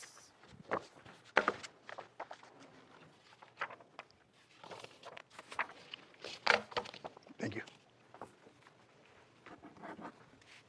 So, Mr. Foy, I assume you have insurance. You should have used it because I think you're responsible for the damage to her floors. And I think that was done because your technician did not do an adequate job of protecting it between the time he found the leak and between the next day. Nothing else makes sense to me. 3589, judgment for the plaintiff. We're finished. Thank you. This court is adjourned. I don't really agree with it because it was already leaking before I got there and she admitted to it. I'm just thankful this is over. That is a wood floor. Water could have been underneath the wood floor and not showed itself. You would think once they pull the floor up, there would be mold. I have nightmares about leaks. Got justice today, thank goodness.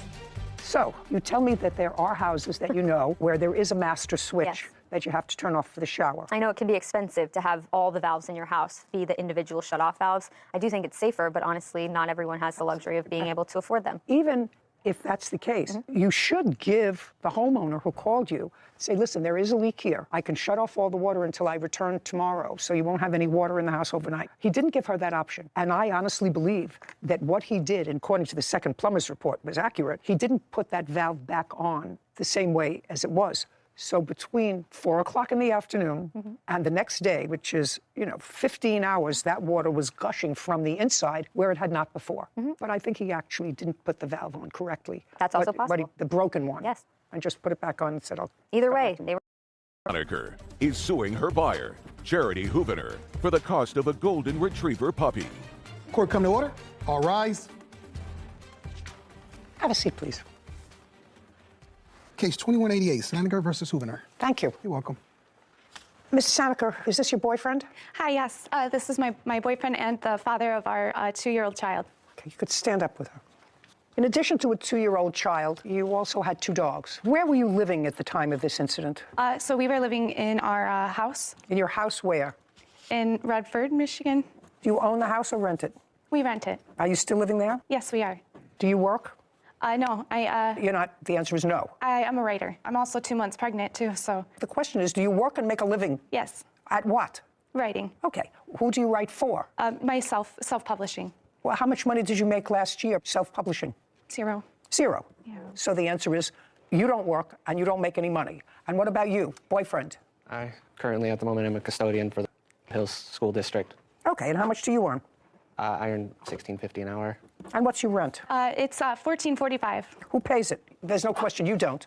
He does. I do. Impossible. Not at $16 an hour. Our brother currently lives with What? my brother lives with us as well, so we have a roommate. That's how we pay for it. And he pays some of the rent? Yes. Is your rent current? Yes. And you have a car? I do.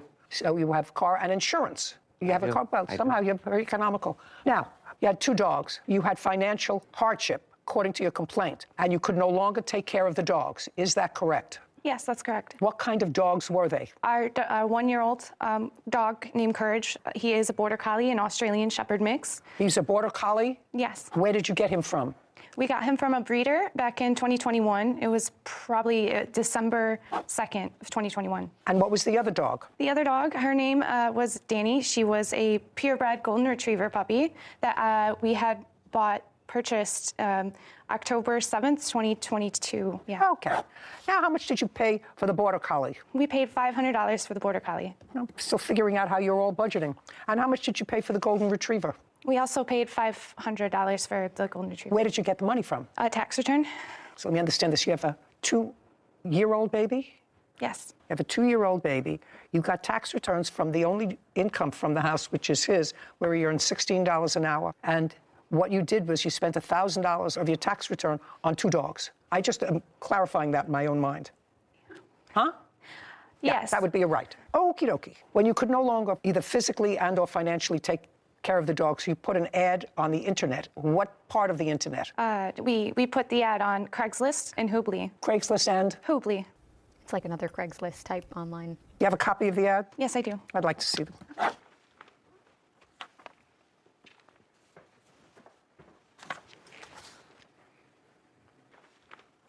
Okay, so you put ads for both dogs. One, you said small rehoming fee, not a breeder, needs a new home, call for details. The other is the 1-year-old Border Collie, Aussie mix, and you had rehoming fee of $200. Yes. Okay, this says absolutely nothing about fostering short term, you get the dogs back, nothing. And no other criteria in here. Yes. Nothing. So this is your complaint. The defendant answered your ads. You brought the 2 dogs over to her. She gave you $100. Yes. Yes. You left the 2 dogs with her. You were on your way back to wherever you lived, in the car, and according to you, you had a change of heart. Yes. Yes, Your Honor. And you called her and you said to her, we're coming back. Yes. How long did that process take you? It was within the 2 hours we had left. So within 2 hours, you called her and said, I changed my mind. Yes. And what did she say to you? She had said that she had given the dog away. One of them? One of them, yeah. Okay. She said, I gave the dog away. Did she tell you to whom? Did she tell you what circumstances? Did she tell you? She said that she had given the dog to a lady named Cindy, and she mentioned that she gave this Danny to... You have text messages? Is what you're reading from text messages? Yeah, yeah. I'd like to see it. Okay. Yeah.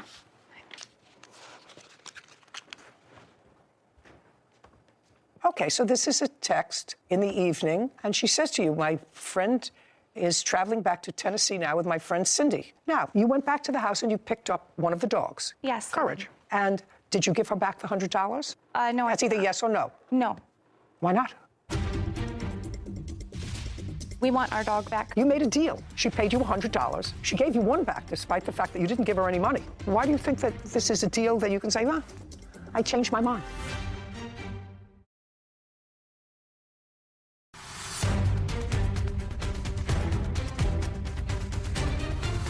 Brianna Sleneker claims her buyer, Charity Hoovener, wrongfully gave away a golden retriever after promising to keep the puppy. Now, you went back to the house and you picked up one of the dogs. Yes. Courage. And did you give her back the $100? No. That's either yes or no. No. Why not? Because she kept the other dog, Danny, which was a purebred golden retriever. The condition was to have both dogs together. Okay, show me where that is. Show me something in writing where that was a condition. It certainly wasn't in your ad. It certainly wasn't in your ad, which just said you needed to find new homes for both your dogs. It was. Did you ever say anything to the defendant about getting a better offer for the golden retriever? No. Yes. Did you ever say anything to the defendant, either on the phone or in a text, that you believed that you could get more for the golden retriever because you had paid $500 for it as a puppy? This was just a couple of months later. It was still a puppy. I'm asking you, did you say anything to her about being able to get more money for her? No, I did not. We want our dog back because of our other dog, Courage. And what makes you think you can have your dog back? Well, you made a deal. She paid you $100. You took the $100. You didn't return the $100 to her. One of the dogs was already rehomed to yet another person. She gave you the dog back. She gave you one back despite the fact that you didn't give her any money. Why do you think that this is a deal that you can say, well, I changed my mind? What makes you? Because it was in a verbal condition to keep the dogs together. Absolutely not. Shh. Sorry. It was a verbal condition to keep the dogs together. They were a bonded pair, and she said that if we wanted to, we could. In what month did you sell the dogs to the defendant? It was December 4th, 2022. 12/4. Now, you got, according to you, the golden retriever in October of 2022. So you had, at most, the dogs together for 2 months. Yes. Yes. Well, that's not a bonding experience. How old was the golden retriever? She was 2 months old when we got her. So she was 4 months old? Yes. Well, you certainly could have gotten more than $100 for her. She must have been really desperate for that $100. I really just want my dogs together. Well, they're not together. Then you should have thought of that before you put ads here. You changed your mind. That's it. You changed for whatever reason. You felt sad in the car going home, or she's going to tell me that you had a conversation with her that involved money. No. I'm ready. All I want to know from you at this point is, and it's really not dispositive of this case, but it was in your answer. Did you ever have a conversation after she dropped the dogs off about money? Yes. Tell me about the conversation. When was it? Was it in the car? Or It was by my door, by my side door. When? At what point in this? When they came back? Or when they came back, she said, I got offered a lot more money for this dog. I think you're a scam artist, and I want what's due. I want the rest of my money. What, the rest of your money? No. I don't know. No, Your Honor, no. Never said that. Yes. She got offered more money, Your Honor. She certainly could have gotten more for this golden retriever. She certainly could have gotten more money for the golden retriever than the $100 that you gave her for both dogs. Yes, for both. But she accepted the $100 and she never returned the $100. That's it. Finished. What? Your Honor, I wanted to keep Courage, and my friend here, Cindy, took Danny. Oh, so you have the other dog? I do, yes. I have the other dog. Well, step up. So you were going to Tennessee? Yes. Yes. Okay. Tell me about the conversation that you had with Ms. Hoovener. Yes. On the date that they dropped the dog off. Okay. She had called me and let me know that Rihanna, I believe is her name, was going to drop the dogs off. When did you have this discussion? That was on the 4th, on December 4th, 2022. She called me, I would be guessing, I don't know, I'm going to say maybe 5 in the afternoon, and told me that, I think her name's Brianna, was going to be dropping the dogs off. For $100. For $100, and she asked me, do you have, $100? And I said, well, sure. So you gave her $100? I gave her $100 to give, yes. Brianna. And I was waiting, and she was running just a little late. We was going to Tennessee. We had to get diapers and stuff. So I left $100 with Charity, and I said, just in case she comes while I'm gone, you have the money to give her, and I'll come back when, we're done shopping to get the dog. Okay. Now, when had you discussed with her the $100 for both dogs? Over the phone, Your Honor. Tell me about the conversation. The conversation went, we had discussed the 100 for both Courage and Do you have Danny. that in texts? Yes. I'd like to see it. Not all of them, just Not all of it? Just the one that she's asking Yeah. about. How is the dog? She's doing really good. Yeah, I got her to the vet. She's growing. Oh, she 2 weeks ago was her last shots, and she's already 41 pounds. She's just growing like a weed. Yes, yes. Okay, I'm going to read this to you. I am trying hard to come up with $100 more, dear. I have 100. And you respond to her, okay, we're just going to have to feed them bread until somebody buys them. Then she answers you, I will come up with the rest. You were just feeding these puppies bread? What's changed in your life financially? You think that you should be able to stretch your budget to feed so far a 40-pound dog and the other one? What's changed? Nothing.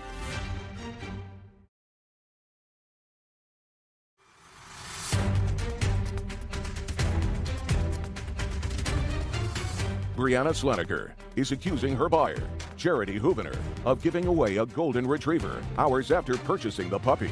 Now, you respond to her, okay, we're just going to have to feed them bread until somebody buys them. You were just feeding these puppies bread? That's what you wrote here. Who wrote this, you or him? I wrote it. And I would assume that your life circumstance hasn't changed. You're still not working, and he's still working for $16 an hour. Sure, yeah. Right? Yes. And at that point, back in December, what you said was, I can only afford, in effect, I can only afford to feed them bread until somebody buys them. What's changed in your life? What's changed in your life financially that you think that you should be able to stretch your budget to feed so far a 40-pound dog and the other one? What's changed? Nothing. Ridiculous people. Was jobless at the time. Kenyon was jobless at the time, Your Honor. What? Yes. He was jobless in December. Yes. You still took your tax returns and bought a dog for $500.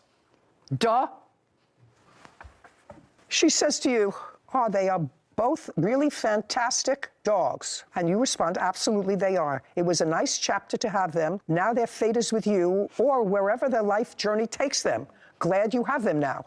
That's what you wrote. Yes. Yeah. Yes, you're right. I'm probably going to fall madly in love. Anyway, then you changed your mind. And they reached out to Paw's organization and had a chat about last night. Your suspected buyer is being rude to us, and we want our dog back. What's a Paw's organization? What is that? When we had met her at her house, I was a little uneasy about giving her the dog and taking into consideration the area we live in Metro Detroit. There's a lot of dog fighting there, so I had to be sure that she was trustworthy. So she had mentioned to me that she is a part of the Paws organization, which is a animal-friendly organization like. Okay. Oh, yeah. You say, now you want the dog back, and you say, option A, you pay us our asking price for the dog. What was your asking price? This is after you already got the $100. Okay. So now, after you got the $100, left the dogs with her, what was your asking price? What was your asking price? The value of her. What was the asking price? It's your words. I'm a little confused. I'm sorry.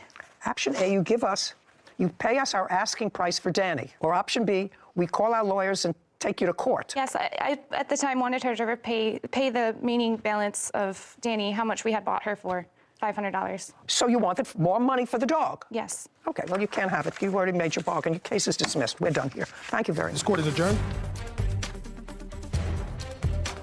I think that there's a lot of evidence, a lot of things that was left out and unsaid. I thought the judge's decision was fantastic. I just feel like everything wasn't said properly. That's probably on our part. I don't think it was necessarily fair, but that's her decision. Cindy and I wanted the best interest in these dogs. It just didn't feel right, so immediately we went back to get the dogs and keep them and bring them home. It was about money.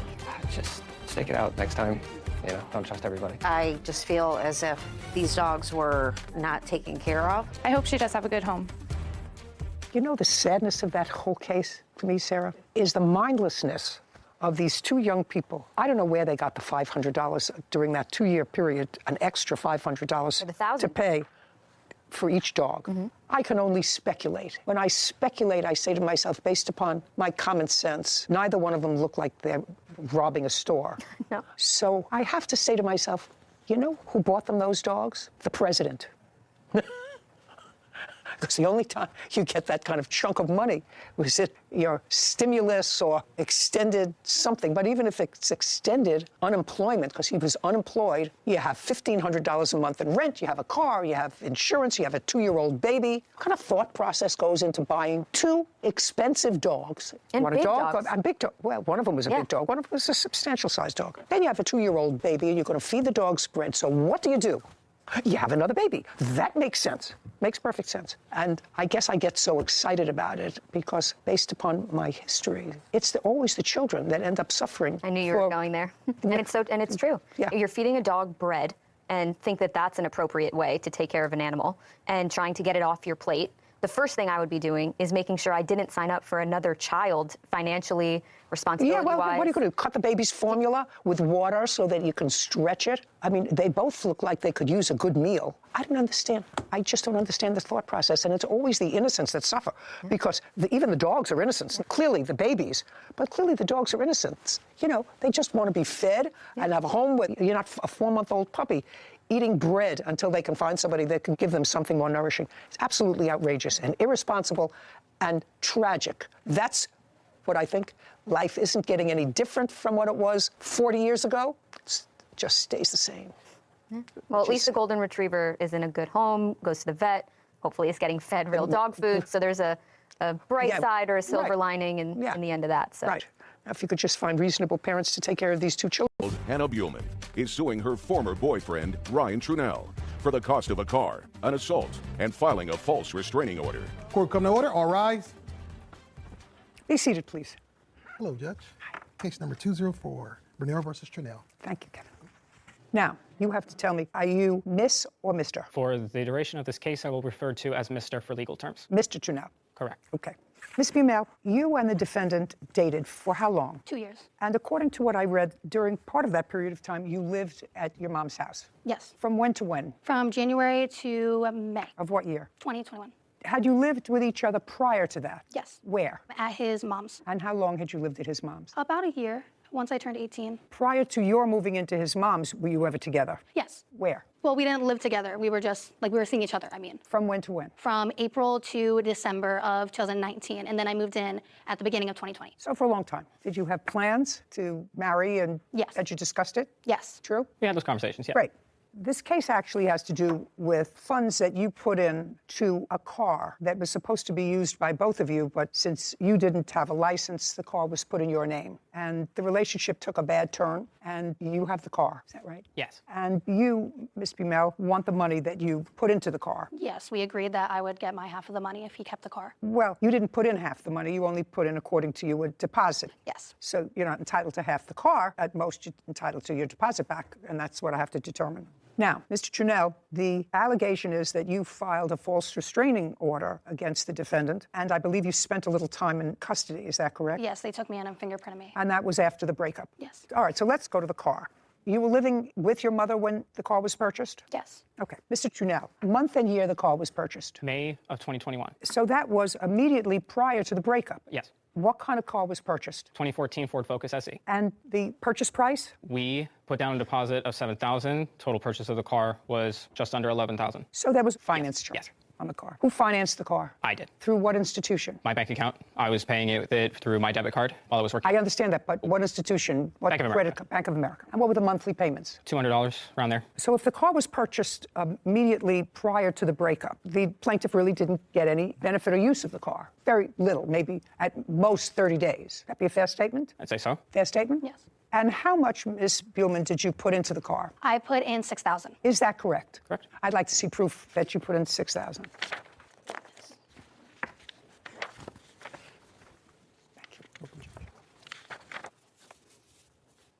And then I also have bank statements. Sarah, would you do me a favor, just add up these figures for me, please? I'd like to see the bank statement. There's one page that is not highlighted. Totals to $7,000, Your Honor. What is this that you gave me? My bank statements for what I paid at CarMax, and then what I take out, I did because I did a cash deposit. So everything I took out at the ATM, I put right into my cash envelope I had for savings for the car. But there are 2 CarMax transactions. I did it in cash because I was told that it would be cheaper if I did it in cash because it won't be taxed if it was compared to a card. Yeah, but these figures don't add up to the same thing as that. Well, he did pay a little because that is $7,000. No. But these figures I have on the 13th of May, which is when this car was purchased. I have you took out $800. You took out $1,520. You took out another $100. Yes. I may be missing something, but that's all I see. No, and then, like I said, the ATM on the other 2 bank statements, it says $700, $800, and I believe another $500 for everything I took out in cash for down deposit. I'm not following that. Are you understanding this? Take a look at this. Sure. So she's saying that these PNC bank statements was cash withdrawals that she then used towards, I'm assuming, this large $5,380 first bill, because the totals from this are only total to $2,420. Right. Well, that's all I have. That's your bank statement. This thing that you handed me first is actually unreliable because my 14-year-old child could make that up on a computer. I'm looking at your bank statement, which looks different from my bank statements, but I'm prepared to accept it. Do you have the invoice for the car that you purchased? I have the contract, the bill of sale. Contract. Yeah, I'd like to see it.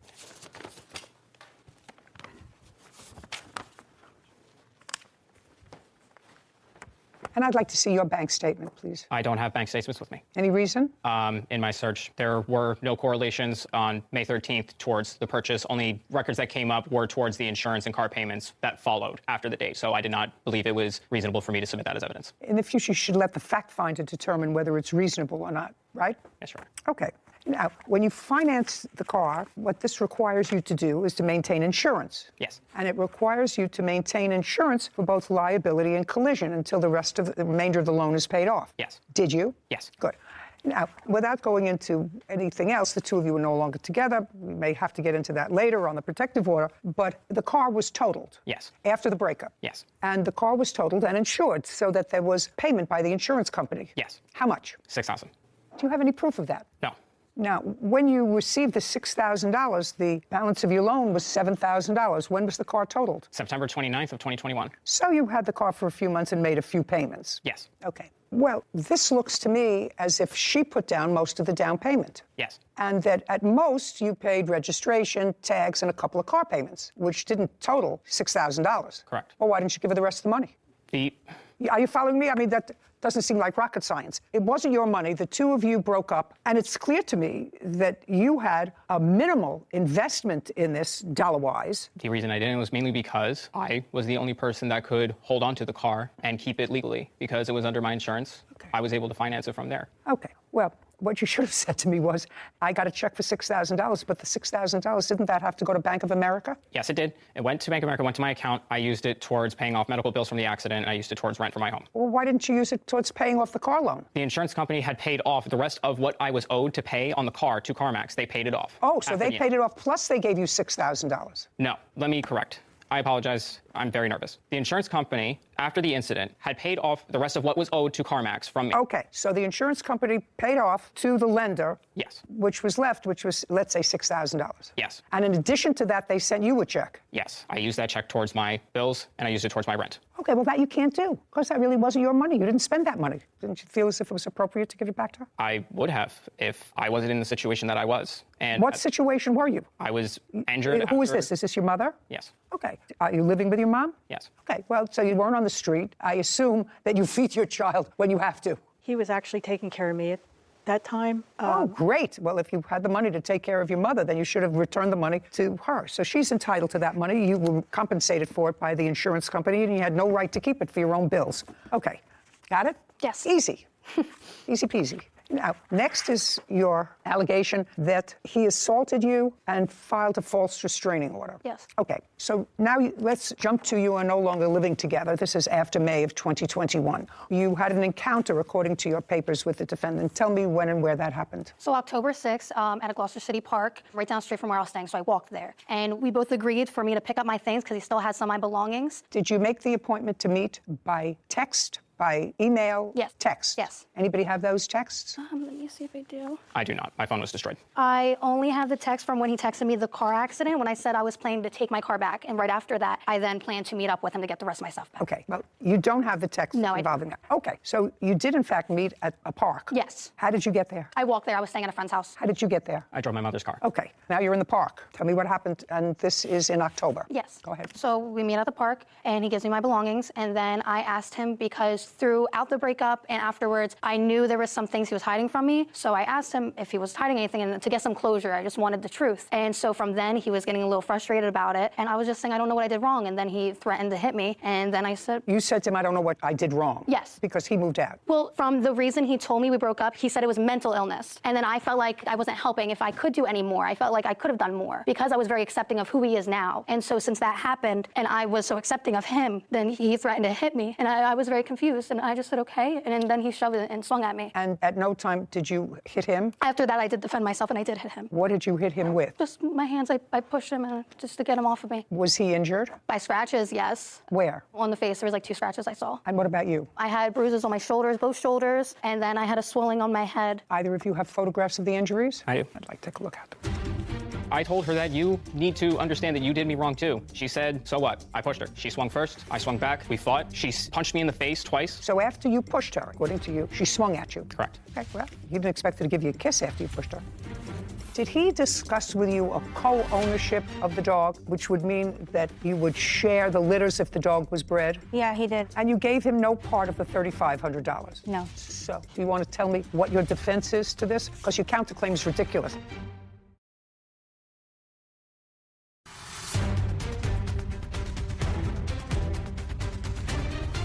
"20-year-old Hannah Buhlman says ex-boyfriend Ryan Chunell is responsible for a car down payment and injuries from an assault. Ryan said he was the one assaulted. Either of you have photographs of the injuries? I do. I'd like to take a look at them. Thank you.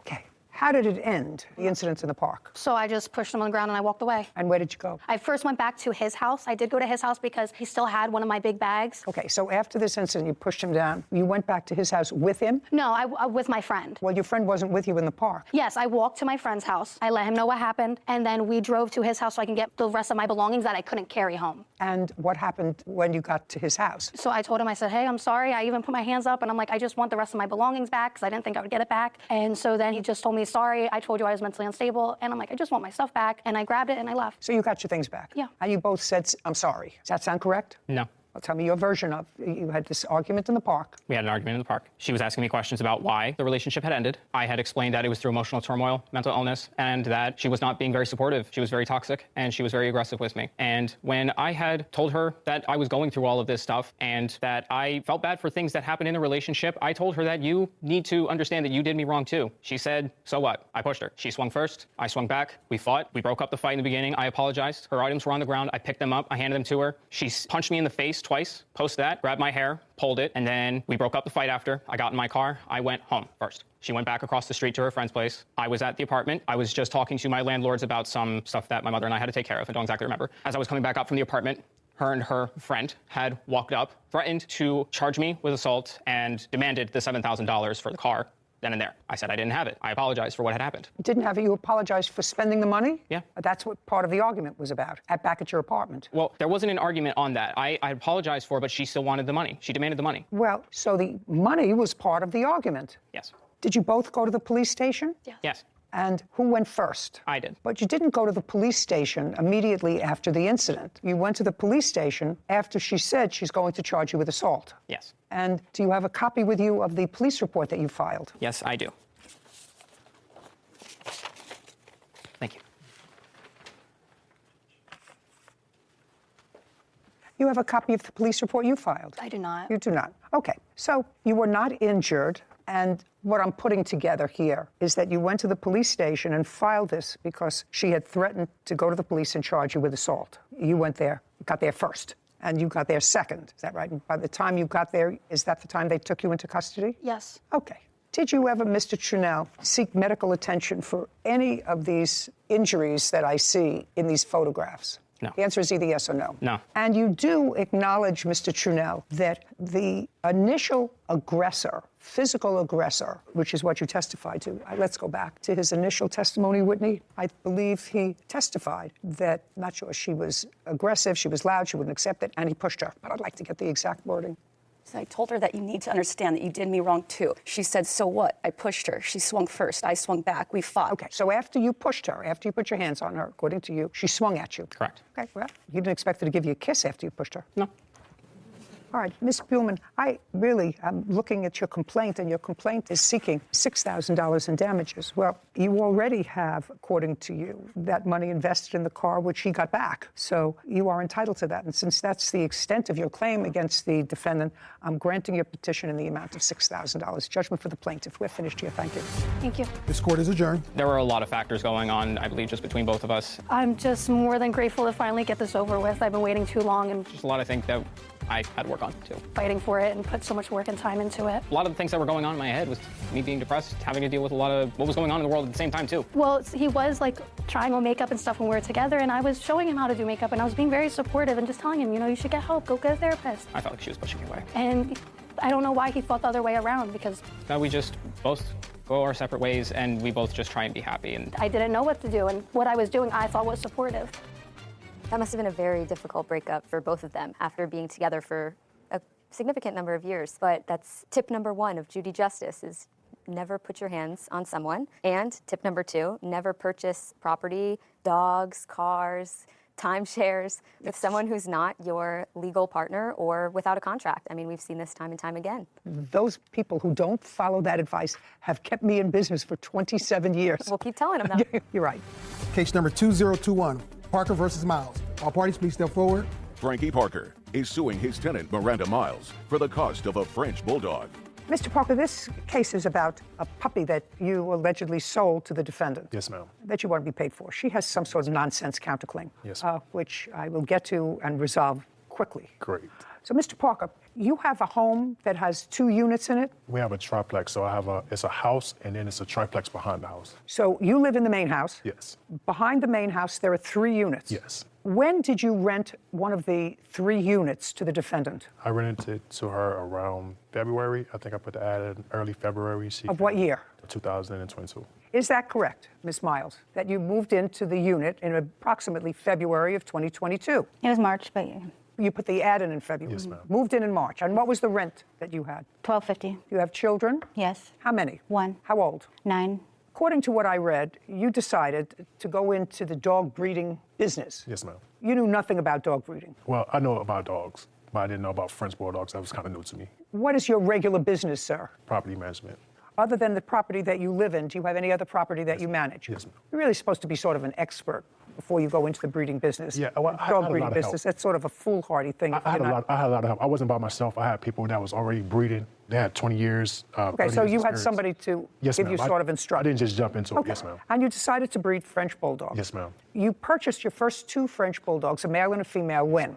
I purchased them around January. Of 2022? Yes, ma'am. And then you bought another one. Yes, ma'am. Another good When female. did you purchase the other one? I bought the other female around February. Okay, that's about the same time that you posted an ad for this unit that you moved into. Yes, ma'am. All around the same And that dog, I believe, based upon my recollection and my memory isn't what it used to be, I think the dog's name is Dolce. Dolce, yes, ma'am. How old was Dolce when you purchased her in February? She was approximately 3 months. How much did you pay for her? I paid $3,200 for her. And did you have AKC papers for her? Yes, ma'am. Now, according to your complaint, when the defendant moved in, she moved in March, she moved in with a 9-year-old daughter. The 9-year-old daughter saw this dog, Dolce, became attached to the dog, fell in love with the dog, and the defendant agreed to purchase the dog. Yes, ma'am. And you acknowledge that you agreed to purchase the dog. Yes. In March of 2022, how much did you agree to pay Mr. Parker for the dog? When I rented the apartment, he's told me $2,500. He told you that's 20. not true. Now, He said 35. Miss, shh. He comes to my house, knocks on my door randomly all the time. I put cameras Then on all move. my neighbors. Listen I to don't me. have the money. Listen to me. Well, that's again not his problem. He wants his rent on time, and he would like to be paid for his dog.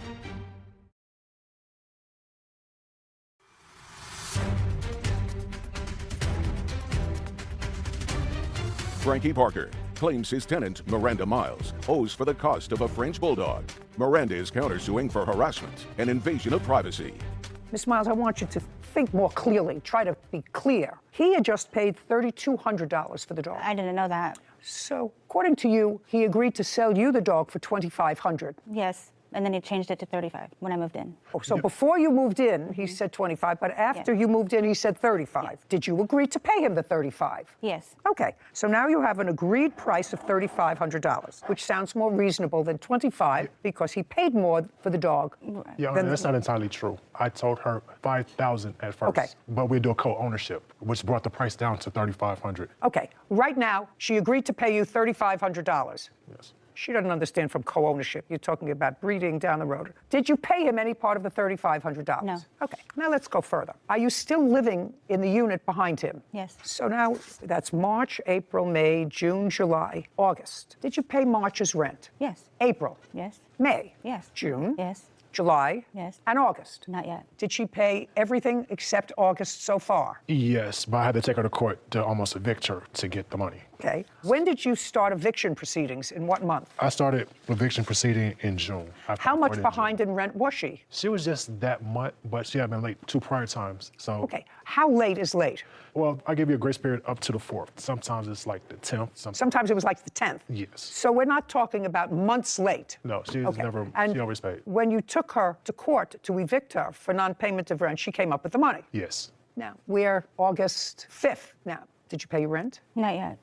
Honestly, I'm struggling. I'm unemployed right now, and he knows my situation with my bank and my account right now, and he knows why. I have no funds at this moment. Oh, but that's his business. I get it. See, that's his business. Do you work? Not at the moment. Why? Because I got fired. Why? Because I didn't have transportation, and I've So you didn't go. Well, if you don't go to work or if you come late, then you get fired. Right, and I also have health problems that I've been going through as well. That is also, Miss Miles, not his problem. I know. Now, I'm going to go back to something that Mr. Parker said, because I think that it's sort of important for me to be able to resolve your counterclaim, because for sure you owe him the price of the dog, which you still have, correct? Yes. Did he discuss with you a co-ownership of the dog, which would mean that you would share the litters if the dog was bred? Yeah, he did. I wasn't very clear about it, but yes, he did, and I was willing to do that, so I was able to afford the dog. Mm-hmm. That's going to help me resolve the issue. And you gave him no part of the $3,500? No.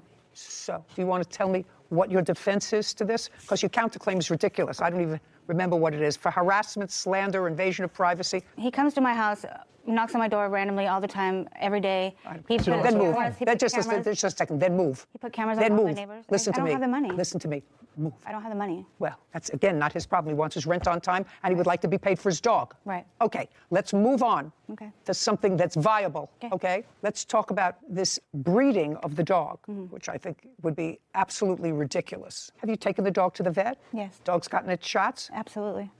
And other than the fact that you say you're not working, there's no reason that you're not paying him for the dog, which you originally agreed to. No. $3,500, judgment for the plaintiff. We're finished. Thank you very much. But, Your Honor, she's supposed to get full breeding rights. I'm not giving her full breeding rights to anything. She can't take care of herself or her 9-year-old. She has no money. How is she going to breed a dog? We can't do the co-ownership. No, well, you're not doing a co-ownership, sir. She just bought the dog for $3,500. Period. That wasn't the agreement. Just a second. You keep the papers. Do you understand? Okay. Do you keep the papers? She doesn't get the AKC papers. Okay. She keeps the dog, which means she's going to take care of the dog, get it spayed, do whatever she's supposed to do with the dog. Okay. You get $3,500, and don't make deals like this again. Do you understand? Yes, ma'am. Great.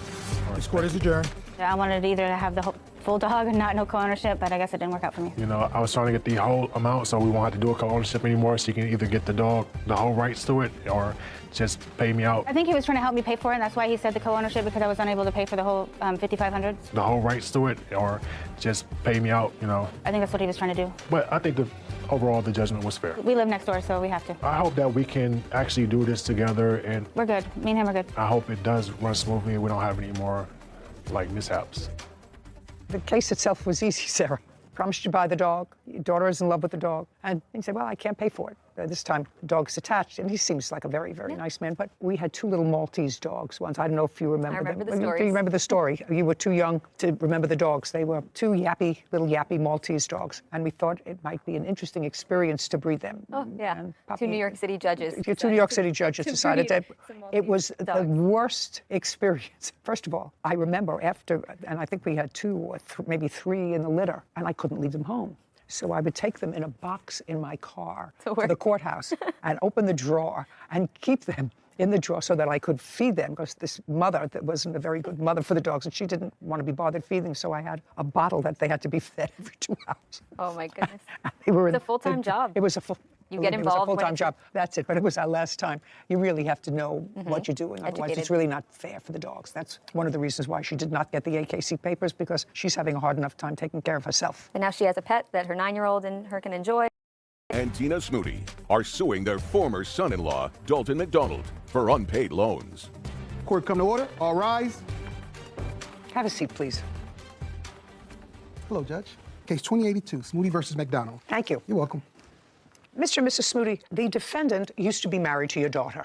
Yes, Your Honor. And according to what I've read, they were married for about 5 years. Yes. The thrust of your claim is that he owes for a couple of things, for rent and the balance of a truck. That's your lawsuit against him. I'd like to know, do you know the date of their marriage? 3/16/2011. And your ex-wife's first name? Jacqueline.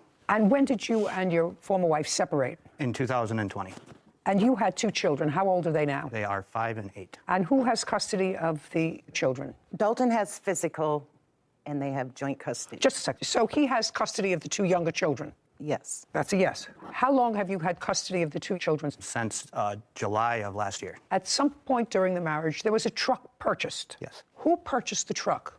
Dalton purchased the truck. I co-signed for it. And when was it purchased? Month and year? June of 2017. Was that the only car Yes. that they had? Yes. So that was a family car. Yes. And in 2017, was your daughter working? Yes. So both parents worked. And both parents, I assume, pooled their money, and I assume made car payments.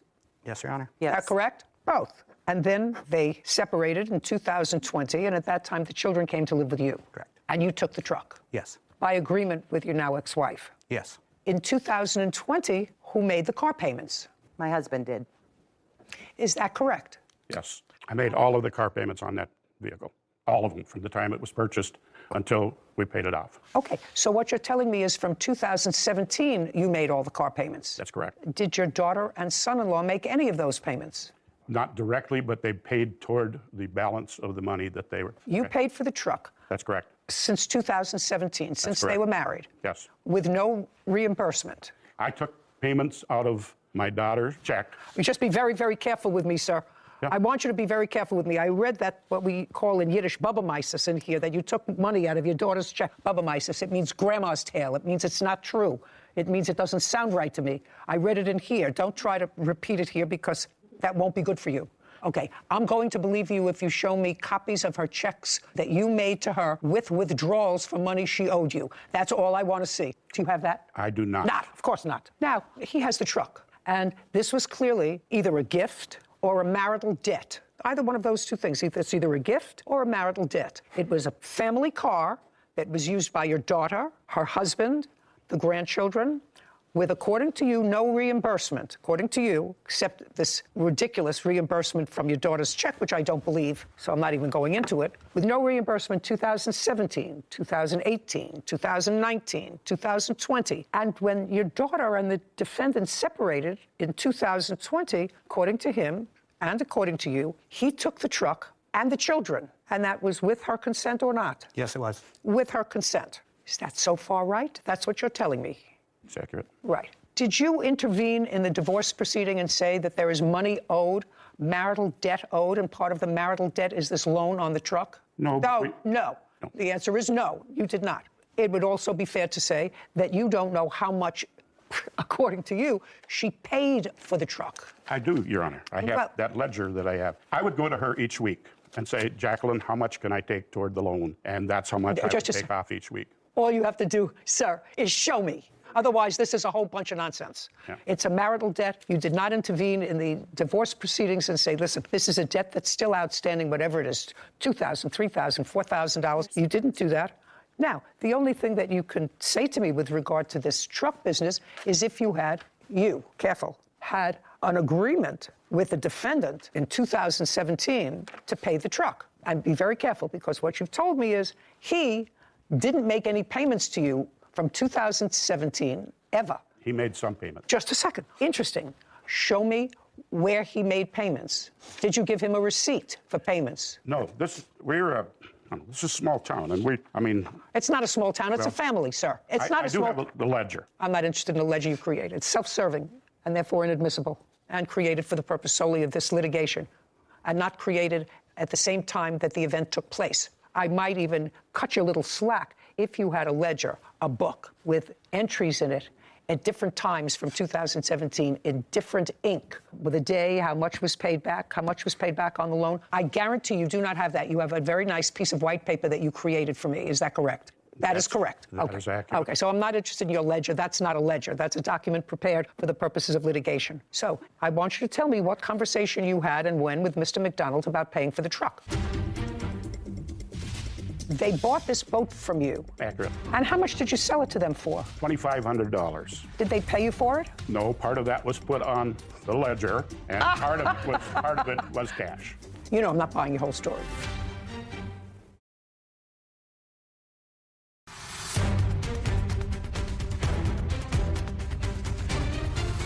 Herman and Tina Smoody claim their former son-in-law, Dalton McDonald, owes for unpaid loans. Now, I want you to tell me what conversation you had and when with Mr. McDonald about paying for the truck. That was from the very beginning because I was paying all their bills. Just a second. I don't care whether you were paying their bills. I understand you were paying all their bills because they came to live with you for a brief period of time because they were evicted for whatever reason, and that was sometime in 2016. Okay. So I understand that you were paying their bills. Sometimes that's what parents do. They pay their bills. We were paying their bills because they had no checking account. That doesn't matter to me. I want to know your conversations with, where did it take place? Because you're not suing your daughter, you're suing him. The conversation was when we rented the farm for them, which I know is not with the truck, but the landlord would not let them rent from them because they had terrible credit. We'll get to the rent later. Stick with the truck. Don't talk to him when I'm asking him questions. Well, the truck was the same thing. We put that on the ledger then, or on the running total, and they agreed. They both agreed that they were going to pay us off. Okay. He came over on Labor Day weekend, and I showed him the ledger, which he saw all the time. No. Don't tell me what he saw. Don't tell me what he saw. If what you're saying is you showed him the ledger when he came over with the boys, yes, and he was going back to Minnesota. Right. And he brought the boys to see you to say goodbye? Correct. Okay, so far, it's very nice. You have a reasonable relationship with him, and certainly your daughter was clearly overwhelmed because courts do not usually split up children, so they must have felt that the children's best interest would be served if they remained with their father. Clearly what happened, the father came over to you to let you say goodbye to the children, and when he came over to let you say goodbye to the children, let me understand what you're saying to me. What you said to him was, not thank you for taking over this responsibility. Your daughter had more children than she could take care of, physically or financially, right? Clearly. Yes. Clearly. So what you want me to believe that two nice people who took in their daughter with her two kids and a husband and bought a truck and made arrangements for them to have someplace to live, that these two nice people, when he came over, because your daughter couldn't take care of her children, and he brought them to say goodbye, you said, it's very nice. I want you to take a look at this ledger and see how much money you owe me. That's what you're asking me to believe, right? I'm going to let you live with that fantasy that I believe that. And so I did give him the balance of what he owed me on the rent. No. And on the truck. Nice. And he he looked me in the eye, he shook my hand and said, Jerry, I promise I'm not going to screw you on this. I'm going to make those payments. Make payments for what? On the rent and on the truck. Okay. Did you have that conversation with him? No, I did not, Your Honor. The conversation was when I came up there the last time, Jerry was trying to sell his fishing boat, so I posted it on Facebook, and I sold it for him. In what month and year? That would have been September of 2020. After selling the boat, he gave me $1,200 for helping him. How much did he sell the boat for? It was $4,700. So that was after you'd already moved? Correct. With the children? Yep. Okay.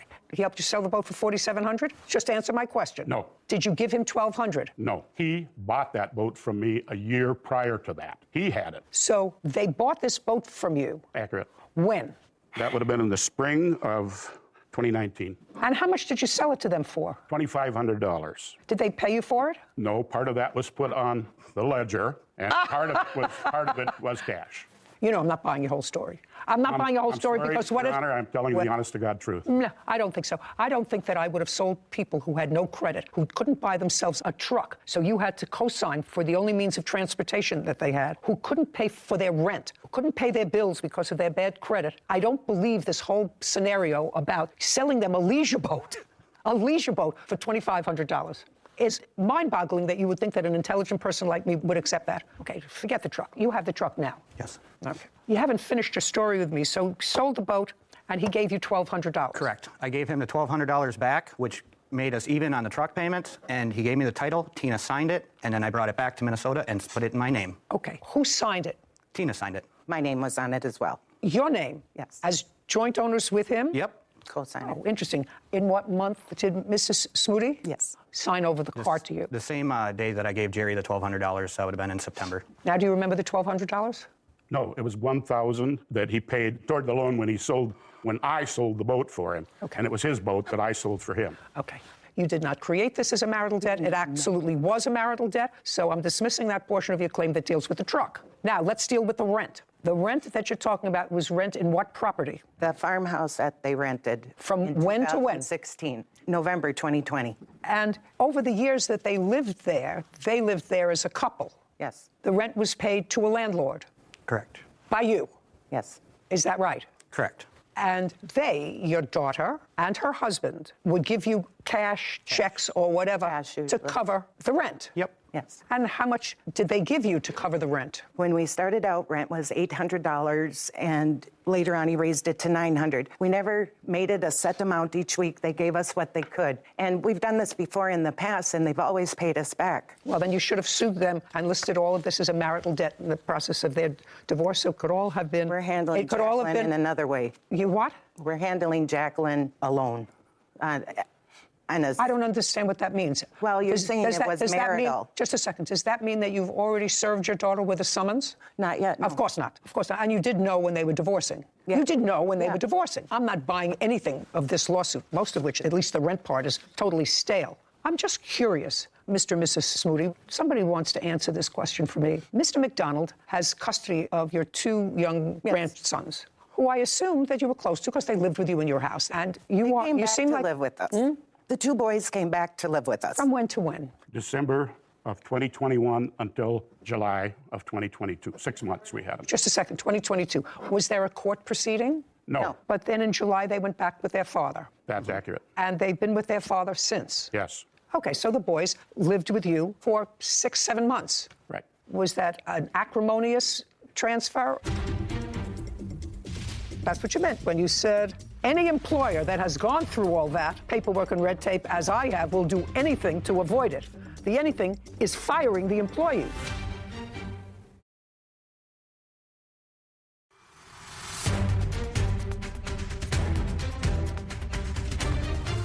Herman and Tina Smoody are accusing their former son-in-law, Dalton McDonald, of refusing to pay back loans. Was that an acrimonious transfer, or was it something that you both... What happened there was he called my husband to see if No, don't tell me what he said to your husband. Okay, I will tell you then. He called me in December and asked me if I would please take the two boys. I told him, I will take them, Dalton, if you start making regular payments. Oh, well, we're out of the money business now, sir. What you're saying is from 2017, when the children were in his custody, your daughter may have been there, but they were in joint custody, and then he maintained custody of the children, and during the time he maintained custody of the children, there was no question whatsoever that he was not paying you back money. He did not make any payments to you. Occasional here and there, we don't keep records. All of a sudden, now you have the boys with you. And then in July, he comes back and he takes the boys back. All I asked you was whether that was an acrimonious, which is an unpleasant, or a harmonious transfer of the children. Mr. Smoody was in July. In July, it was acrimonious because at that point, he'd gotten a restraining order against me. Against you? Against me while we had the children. Because I sent him a letter saying that I wanted payment, and he went and got a restraining order against me because they took that as a threat. I'd like to see the letter, please, Kevin.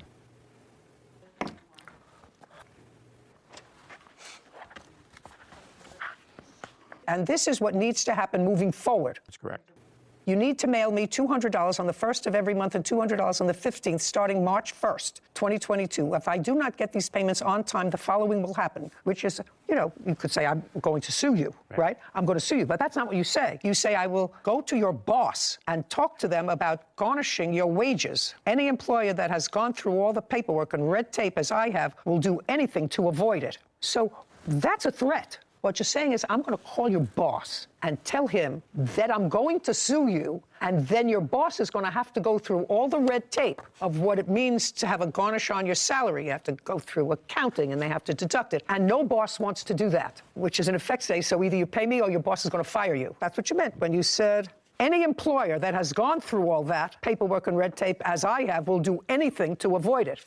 The anything is firing the employee. The only thing that you can legally fire somebody. Just a second. Whether you can legally fire them or not, that's what you were threatening. That's what that said. So we got an order of protection against you. Correct. And? Then I didn't fight it because I didn't anticipate having any conversations or contact with him. When you wrote this letter, yes, you had the boys. Yes. Right. Not before. No. Not before. And he had the boys for some time alone. 3 months. He had the boys for some time alone. Okay, let's go back to my original question, which was, when the boys went back to their father, was it acrimonious or harmonious?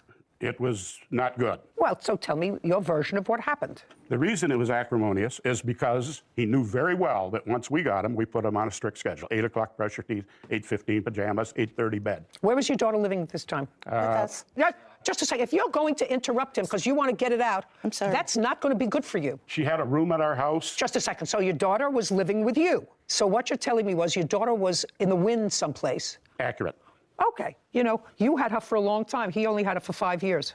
And I can understand the sadness if your daughter is in the wind and not being responsible, sir. But that doesn't mean he has to shoulder all the burden. Right now, he's shouldering all the burden of supporting the 2 children, which I assume you're doing. They're living with you. And so are you working? Yes, I am. And he's working. Your daughter is not. She's working 2 jobs. She always had. If she's working 2 jobs, why was she in a room? She wasn't renting. She was living there free. Okay. So now let's get back to this acrimonious transfer by the children back in July. Dalton called me, or called the kids. Okay, so he called the children. After bedtime. Okay. Called my wife's phone 4 times. Ring, ring, ring, ring. And she wouldn't answer because kids were in bed. And then he called my phone twice. The second time, I have an old flip phone. I flipped it, walked in, because now I hear the boys are awake. I let him talk to the boys. And then I took the phone back, and I said some naughty things to him and hung it up. What did you say naughty things to him for? Because I was very angry at him. Can I use some swear words that I used when I told him? No, I assume you used some terrible words. Yeah, but I just told him, don't call me anymore. Is there any reason that you discussed with your wife why she didn't answer the phone? Because the boys were already in bed. He had done that before. You already told me that you heard the boys, so you took the phone into his room. No, after the phone calls, they woke up. Is what you're telling me that the first time that he tried to talk to the boys, that you or your wife didn't answer the phone? I think it probably happened once or twice prior, and then we told him, don't do it anymore. Okay, fine. And this time we were fed up. Fine. So that's when he said, I'm coming to take the boys. No. Well, when did he say he was coming to take the boys? Not until July. Jacqueline told us that Dalton was going to be taking the kids once they got out of school. Okay, I'm going to take the pain out of this case, and I'm going to do it relatively quickly. I think, Mr. and Mrs. Smoody, that this lawsuit was very ill-advised. The defendant doesn't owe you any money. He doesn't owe you any money because if there was money owed, it was a marital debt, and it should have been taken up at the time of the divorce, listed as a marital debt, and then it could have been fixed by the judge who approved the divorce, how much and by whom is owed money. You chose not to do that. It was only after a very acrimonious set of circumstances, roughly 5.5 years later, after this truck was purchased, that you chose to exercise any prerogatives with regard to a debt, except this letter, which threatens to go to his boss to get him fired if you don't stop making payments, and that was only after the 2 children came to live with you and were sort of overwhelmed.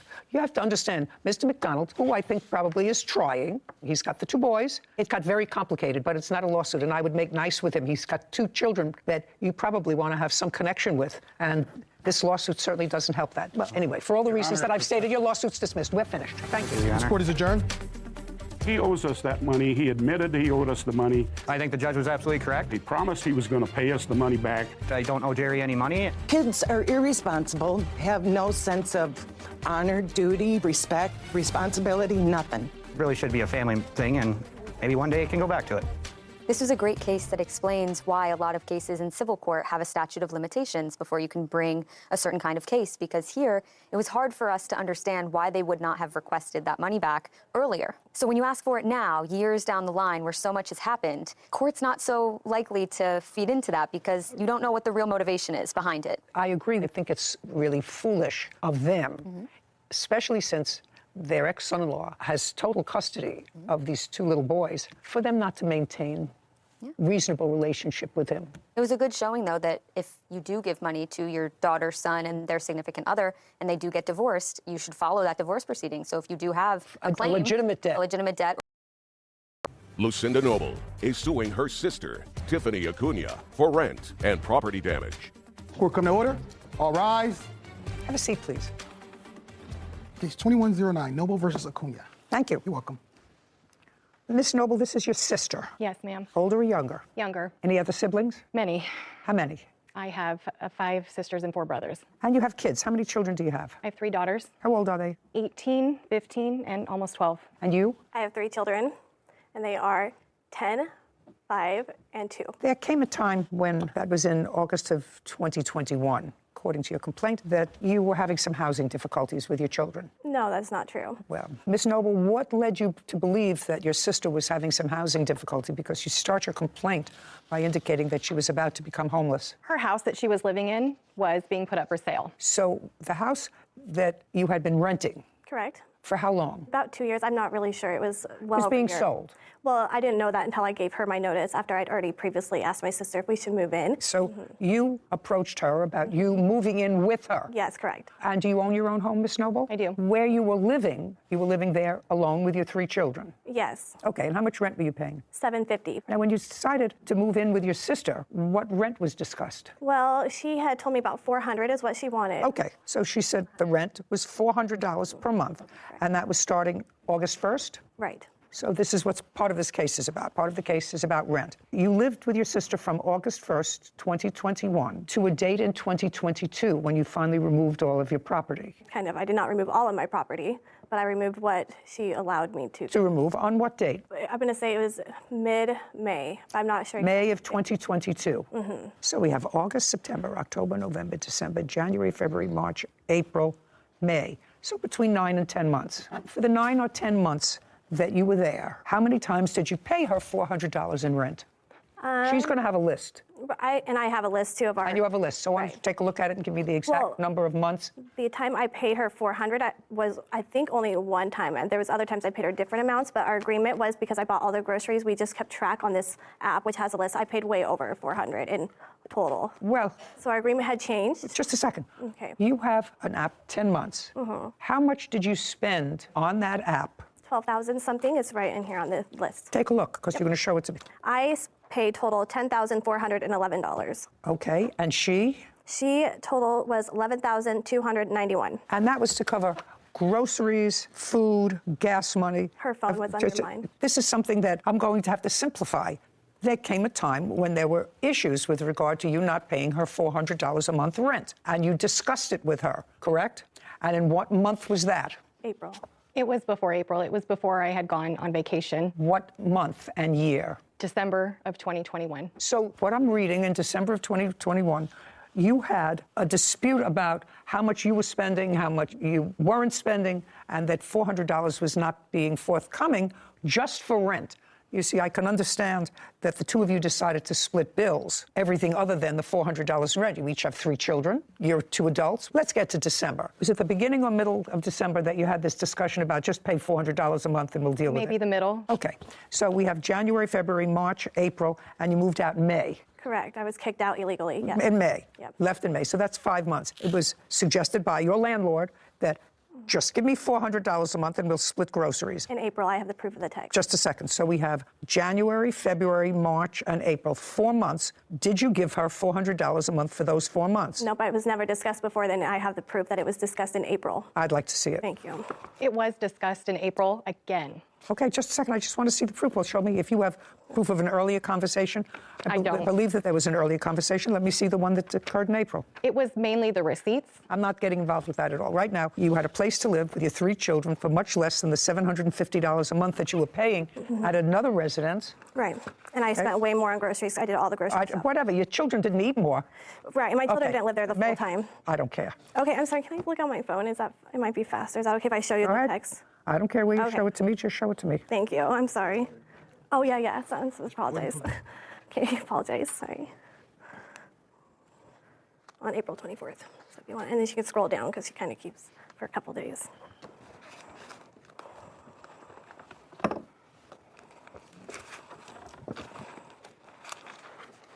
Oh, that wasn't an agreement, madam. These were final acts of desperation to get you to pay $400 a month. Here. That was the first time I'd heard, about her. Oh, no. That wasn't the first time you heard about it. Right. Because the first line is $400 better be under my door. Right. So that's not the first time you heard about it. Right.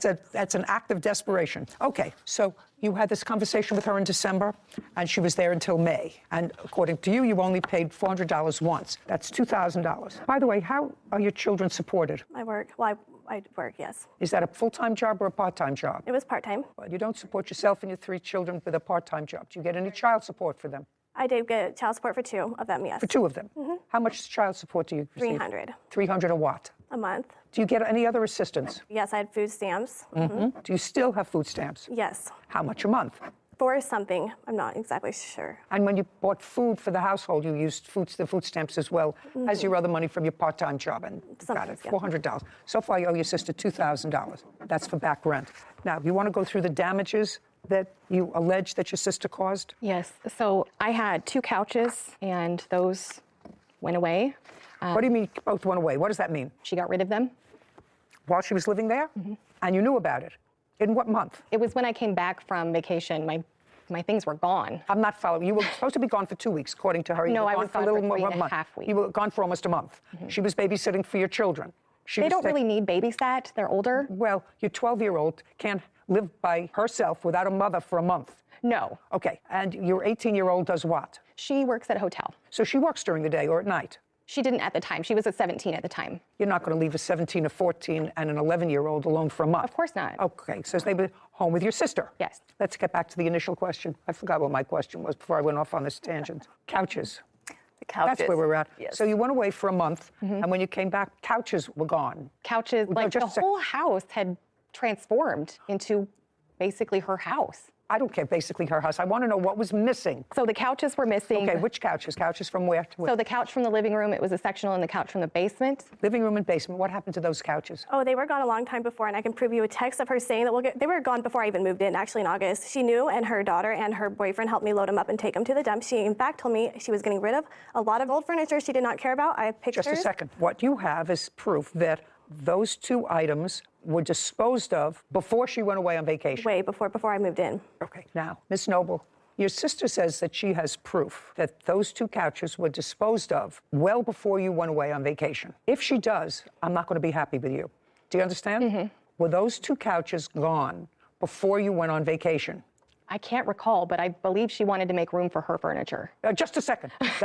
Were those 2 couches gone before you went on vacation for a month? I know the basement couch wasn't. Okay.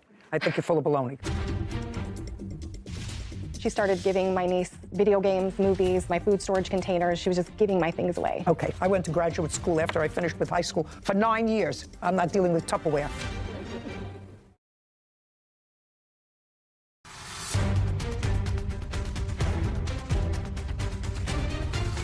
Lucinda Noble claims her sister, Tiffany Acuna, owes for rent and property damage. Tiffany is countersuing for an illegal lockout and filing a false CPS report. Okay, let's go.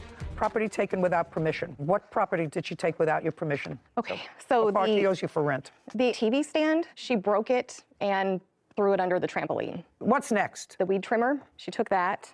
She started giving my niece my belongings while I was gone. She started giving my niece video games, movies, my food storage containers. She was just giving my things away. Okay, she owes you for rent. I went to graduate school after I finished with high school for 9 years. I'm not dealing with Tupperware. So far, she owes you $2,000 for rent. Okay, and then there was also the wall damage, the windows, the blinds, just carpet. Just a second. What wall damage and where? The wall damage is from the room that she was staying in and the room that her boys were staying in. May I see the damage that you're referring to?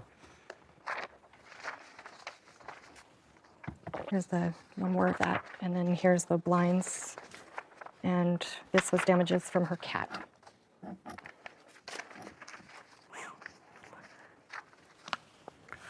Well, this I can't see at all. Okay, so that I can't see at all.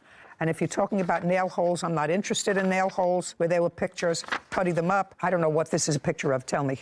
That's where her cat clawed up the carpet to get into her room. Did you replace the carpet? Not yet. Do you have an estimate for replacing or patching that carpet? They don't make that carpet anymore. Okay, I don't know that. How did these blinds get broken? I'm not sure. Are those the ones that were in my bedroom or the kids' bedroom? I really don't know, to be honest. But I do feel like I remember them being broken, but I just don't remember if they were broken when I already moved in or not. I really don't know, ma'am. I mean, honestly, I knew they were broken. It's like I'm remembering, but the house, like I said, was not in a good condition when I moved in. Okay, I'm not talking about the rest of the house. My daughter is actually, Tiffany told her that she knew they were. She doesn't remember. You tell me that these blinds were in good condition before she and her family moved in. Yes. She says she doesn't remember. I have to rely on what you say to me because that's not ordinary wear and tear. No. Do you have a bill for new blinds? From Lowe's, I have the estimate of what it will cost to replace them. Okay, I'd like to see it. You do have a cat? Yes, I have one cat. Okay. She has multiple. So we're talking about $47.98. Times 2. Okay. Anything else? Any other? For 2 blinds. I only see one. No, those are 2 different windows. Oh, times 2. You're right. Anything else? I have to remove the junk that she left at my house. I was not allowed at her house. What else? That's okay. If you have to think that hard, then we're finished. We're moving over to the countersuit. Okay. Counterclaim is for an illegal lockout.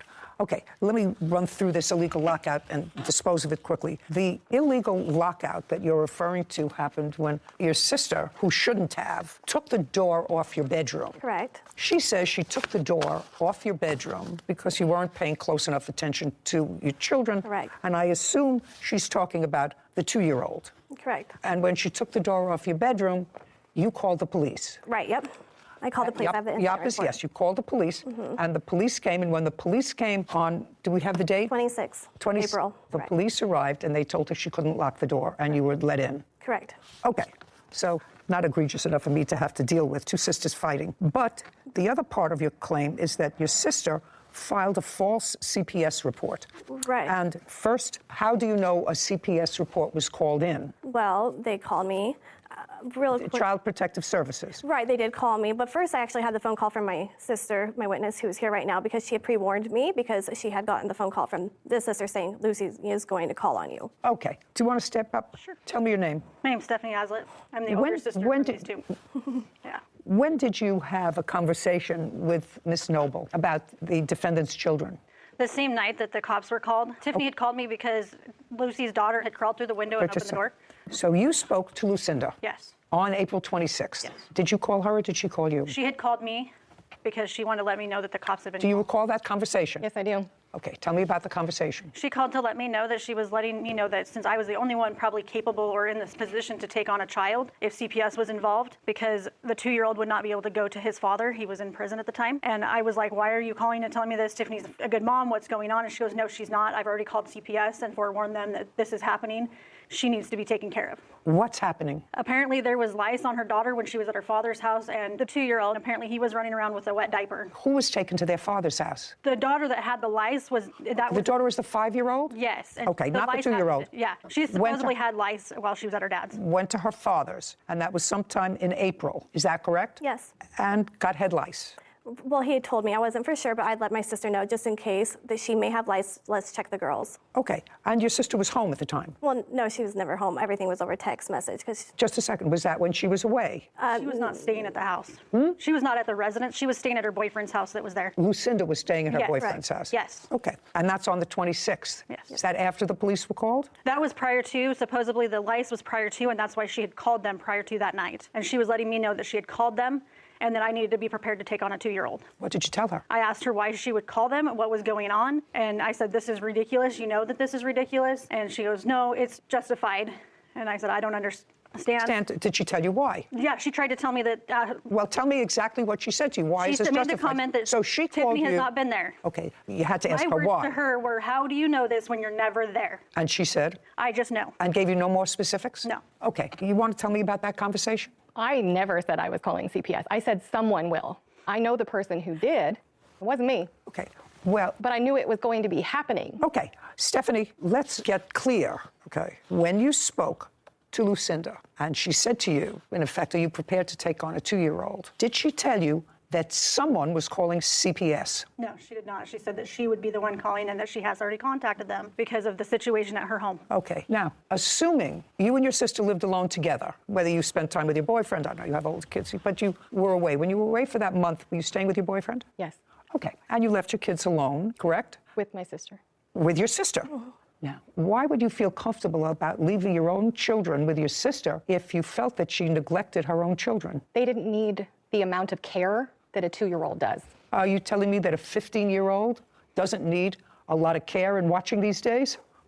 Or a 12-year-old or an 11-year-old doesn't need a lot of watching and supervising? Is that what you're suggesting to me? Not as much as a 2-year-old. Well, one is a physical watching to make sure that it eats and drinks and is bathed periodically. The other two are far more difficult. You got to have eyes all over the place to watch a 15-year-old and an 11-year-old. Got to have your eyes on their computer. You have to have your eyes on their iPad. You have to have your eyes on their schooling, on their homework, on their everything else. You take a month to go off with your boyfriend. That, to me, is not participating with your children, especially since you suggest that your sister, with whom you left your children, was neglecting her own children. Your Honor, I would just like to say that I was reaching out to her a lot of the time, too, where I would get 1 week there was nothing. She said, I'm sorry, I had no Wi-Fi. Her children were skipping school. They were not listening to me. They would not do their work. Do I need you to reinforce what I just said? Right. I don't need you to reinforce what I just said. You had had a history with methamphetamines. You refused to meet with caseworkers, according to the report you gave me. I have other reports, too, if I may, please. Thank you. I'm not finished.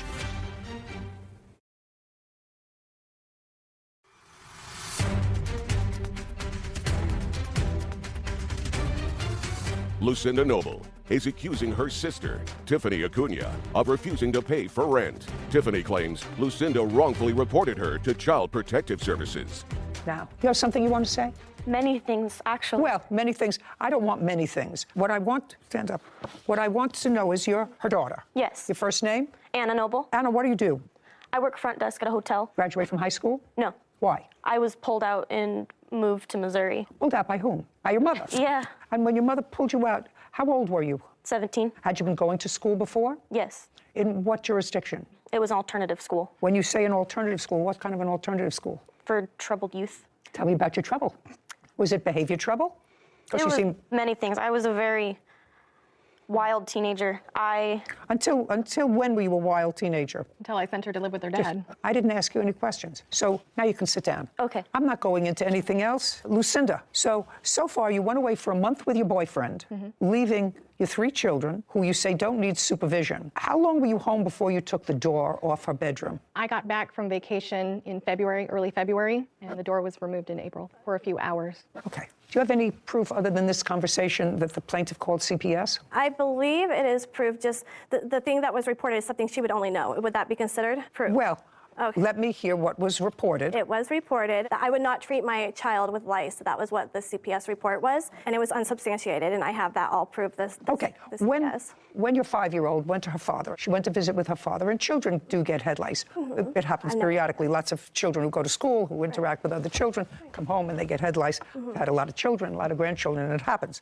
And you usually treat it. I assume that her father did not treat it. He did treat it. He told me. He told me immediately.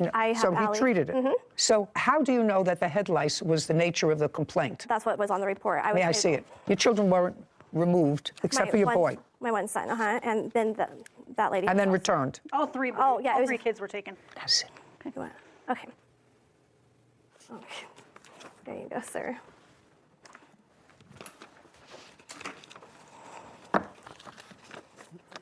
Okay. You had a prior history with Child Protective Services. Which I was unaware. That's either a yes or a no. Yep, yes. And during the course of those prior proceedings, which were relatively current Child Protective Proceedings, because that was in 2021, you were clearly drug tested by the Department of Social Services or Child Protective Services. In 2018 or 19. This was at my doctor's prior when I was, and they reported it that I had failed on my And at that time, you had an open case and you tested positive for serious drugs. Right. Very serious drugs. And this says that while under the influence of those drugs, you drove your children to the doctor's office while under the influence. Right. That's the report. Right. Okay. These reports all seem to indicate that they tried to see you, but you kept canceling appointments with them and were a no-show. Well, okay. That's what this report says. You gave me the report. right. So let me understand this. After coming in and making an assessment, Child Protective Services determined to file a petition on behalf of your youngest child. Yes, they did. Okay, yeah. Well, after everything I read there, I think that was probably a good idea. I don't know what happened with that. I assume that the petition was ultimately dismissed if you have your children back with you. Right Do you away. have your children back with you? Yeah, right away, as soon as I went to court that day. That's okay. They determined, after they spoke to you, and irrespective of either her motivation or anybody acting on her behalf, or somebody that she knew, or her, call Child Protective Services. The question that I'm presented with, was there a basis for concern about your children? No. And based upon the reports that I've read here, and those are reports that you gave me, Right. that those serious questions about what was going on with the young children in your house deserved a second look. You had had a history with methamphetamines. You had a serious weight loss. You refused to meet with caseworkers, according to the report you gave me. I have other reports, too, if I may, please. Thank you. I'm not finished. Okay, good. Thank you. Because if you've been in family court, as I was for 25 years, often incidents are called in of suspected child abuse and neglect. A caseworker goes out, takes a look, and says, I'll continue to watch it, but I don't have to file a case. It hasn't reached the level where I think that I should file a case and remove a child. In this case, Child Protective Services came and tried to do an investigation, which, according to the worker, you evaded. You missed appointments, you rescheduled, you didn't show up. One time. And then, not one time, they also had a prior history of you involving drugs, involving driving your children under the influence of drugs. Recent history. Didn't happen 20 years ago. If it happened 2019, this says 21. If it happened 2019 or 2020, that's still recent history. So whoever called, it was worth, according to this caseworker, they had sufficient information based upon what they saw and what they knew to remove the 2-year-old. So that part of your case is dismissed, which is the only part of your counterclaim that I was really entertaining. You owe your sister $2,096, $2,000 for rent and $48 for, I forget what it was, blinds. Thank you. We're done. My This court is adjourned. We're done. I had drug tested every month during the time that this happened, and it was like an oopsie under my doctor's supervision. I've just helped her, and she takes advantage and takes advantage. You don't call CPS on your sister when you're the one that took off to Africa for 3 weeks, 4 weeks. And this whole thing wasn't about money. It's just I needed someone to tell her, look, you can't take advantage of people anymore. She's still the outcast that everyone's upset with. I'm not the outcast, though, but I'm definitely not helping her anymore.